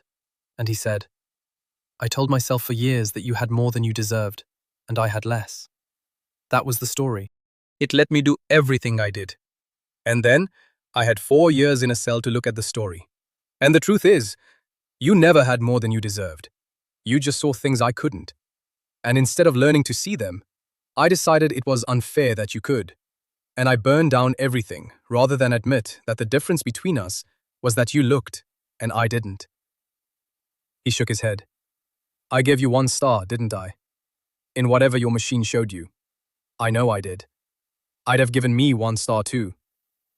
And I looked at the ruin of my brother, and I did something I did not entirely plan, which is that I told him the truth, the whole truth, about the machine and the funeral and the 1 star and the review beneath it. And he listened. And at the end, he was quiet for a long time. And then he said, "Already sold his shares. Glad it's over." Yeah, that was me. That was exactly me. And there were tears in his eyes. Real ones. The machine was ash by then, but I did not need it. I could see they were real. And I understood that Marcus Thorne, too late, ruined, at the very bottom of his life, had finally learned to read one exception, which was himself, and that it had cost him everything to learn it, and that this is the tragedy of the 1-star soul. They can change their own rating, but usually only after it no longer matters, only from the far side of the ruin, only once the learning cannot buy back anything they lost. I did not forgive him, exactly. Some accounts do not reopen. But I did not hate him either. I left him with the truth, which is the only thing I have ever had to give anyone, and I walked back to my wife, and I did not look back. And that, I think, is the most a betrayed man can honestly do. Neither vengeance nor forgiveness. Just the truth, set down between you. And then, the turning away, toward the 5s. I should tell you before I finish about Ghost, because there is a loose thread there, and I am a man who cannot leave a thread unpulled. It is the whole reason any of this happened. For the entire length of this story, I did not know Ghost's rating, because Ghost never came to the funeral, never stood in front of the lenses, kept himself, in his paranoid genius, permanently outside the reach of the machine. I told you early on that this was exactly why I trusted him, that there are very few people about whom I do not know, and that he was one of them. And after it was all over, after the machine was ash, and my father was buried, and my life was rebuilt, I asked him about it, once, late, over the honest work we still do together. I asked him what his rating would have been. And Ghost, who trusts machines more than people, who had built the most powerful instrument for reading hearts that has ever existed, and then helped me burn it without a second's hesitation, looked at me for a long moment. And then he said, in his short, flat way, "That's why I never let you point it at me. Not because I was afraid of what it'd say, because I was afraid you'd believe it instead of just knowing. You don't need a number for me, Ethan. You've known what I am for 15 years. If you needed the machine to tell you, we were never friends to begin with." And that, from Ghost, was a novel's worth of feeling. And it was also the whole thesis of everything my father died to teach me, delivered by the one man who had understood it from the beginning, which is why he built the machine, and why he never once let it read him. The deepest loyalties are precisely the ones you know without measuring. The instrument is for the shallow hearts. The deep ones you simply know, if you have learned how to see. And if you have not, no machine will ever save you. Ghost never had a rating, because Ghost never needed one. He was 5 stars in the only ledger that ever mattered, the one behind my own eyes, the one my father spent his death teaching me how to read. I go to my father's grave a few times a year now, the real grave, the one with a body in it. And I take Luna, and we stand in front of the granite that says, "Read the exception." And every time she reads it out loud, softly, the way you read a thing you love, and every time it means a little more, because that is what true things do. They deepen with reading, unlike the false ones, which thin out and vanish the moment you look at them twice. I told Luna, the first time I brought her, the whole story of what those 3 words had turned out to mean. And she stood there in the wind for a long moment, and then she said, "He wrote his lesson on his own headstone, and trusted that one day, the right person would finally read it correctly. That's the most patient thing I've ever heard." That's love on a timescale most people can't even imagine. And she was right, as she is almost always right, and I thought about the patience of it. 3 years dead, an entire machine built and hidden, a test planted and left dormant. All of it wagered on the faith that the orphan he had raised would one day become a man who could read the exception carved into a stone. He bet his death on me, and I want to believe I did not disappoint him, and the proof that I did not is standing beside me at the grave every time, reading the words out loud, the exception the machine could not read, the woman I found by refusing to trust the number, the living evidence that my father's impossible wager paid off. We have a daughter now, I did not expect to tell you that, and I will not linger on it, because a man who talks too long about his own child becomes tedious even to himself. But I have to mention her because she is the last and best answer to the question that started all of this. The question I spent my whole life obsessed with. The question I built a monstrous machine to answer. How do you know who to trust? I used to think it was a question you answered by seeing clearly enough, by building a good enough instrument, by never being fooled. I know better now. I know that the answer is not an instrument at all. The answer is that you cannot ever fully know. That certainty is the one thing not on offer. That every act of trust is a wager made in the dark. And that the only real question is not how do you avoid being betrayed, but who do you become when you have been?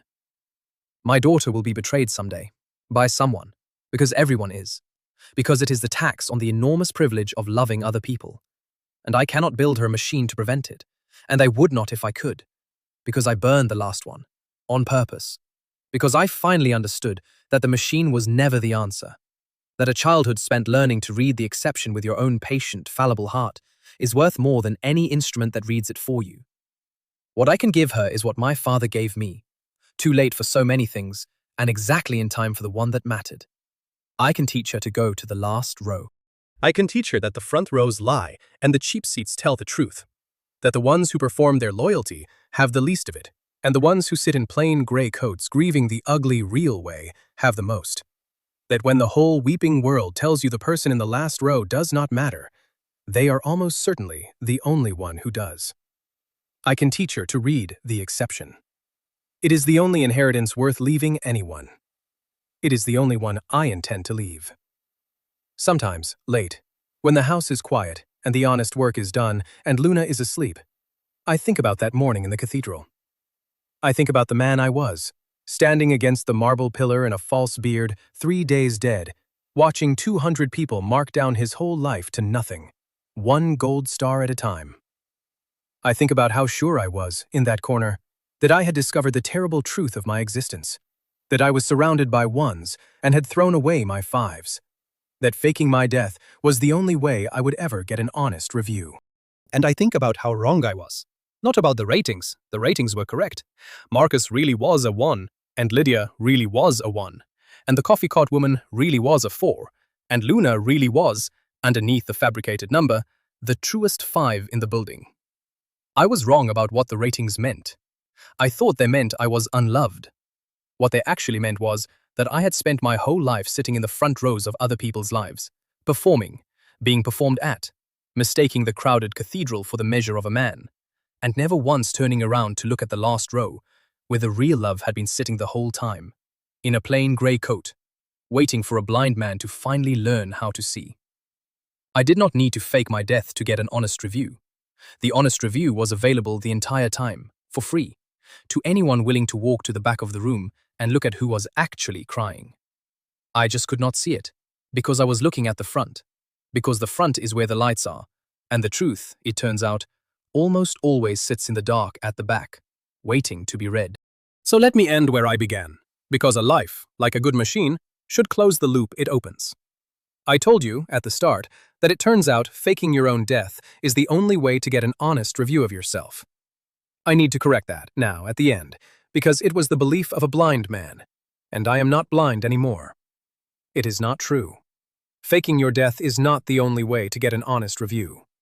It is only the most expensive way, the way a man reaches for when he has never learned the cheap and simple one, which is this: to look, with your own eyes, patiently, at the people around you, and to read not the front row but the last, not the performance but the exception, not the number but the heart underneath it, and to have the courage to believe what you see even when the whole cathedral is telling you to believe something else. I faked my death because I could not do that.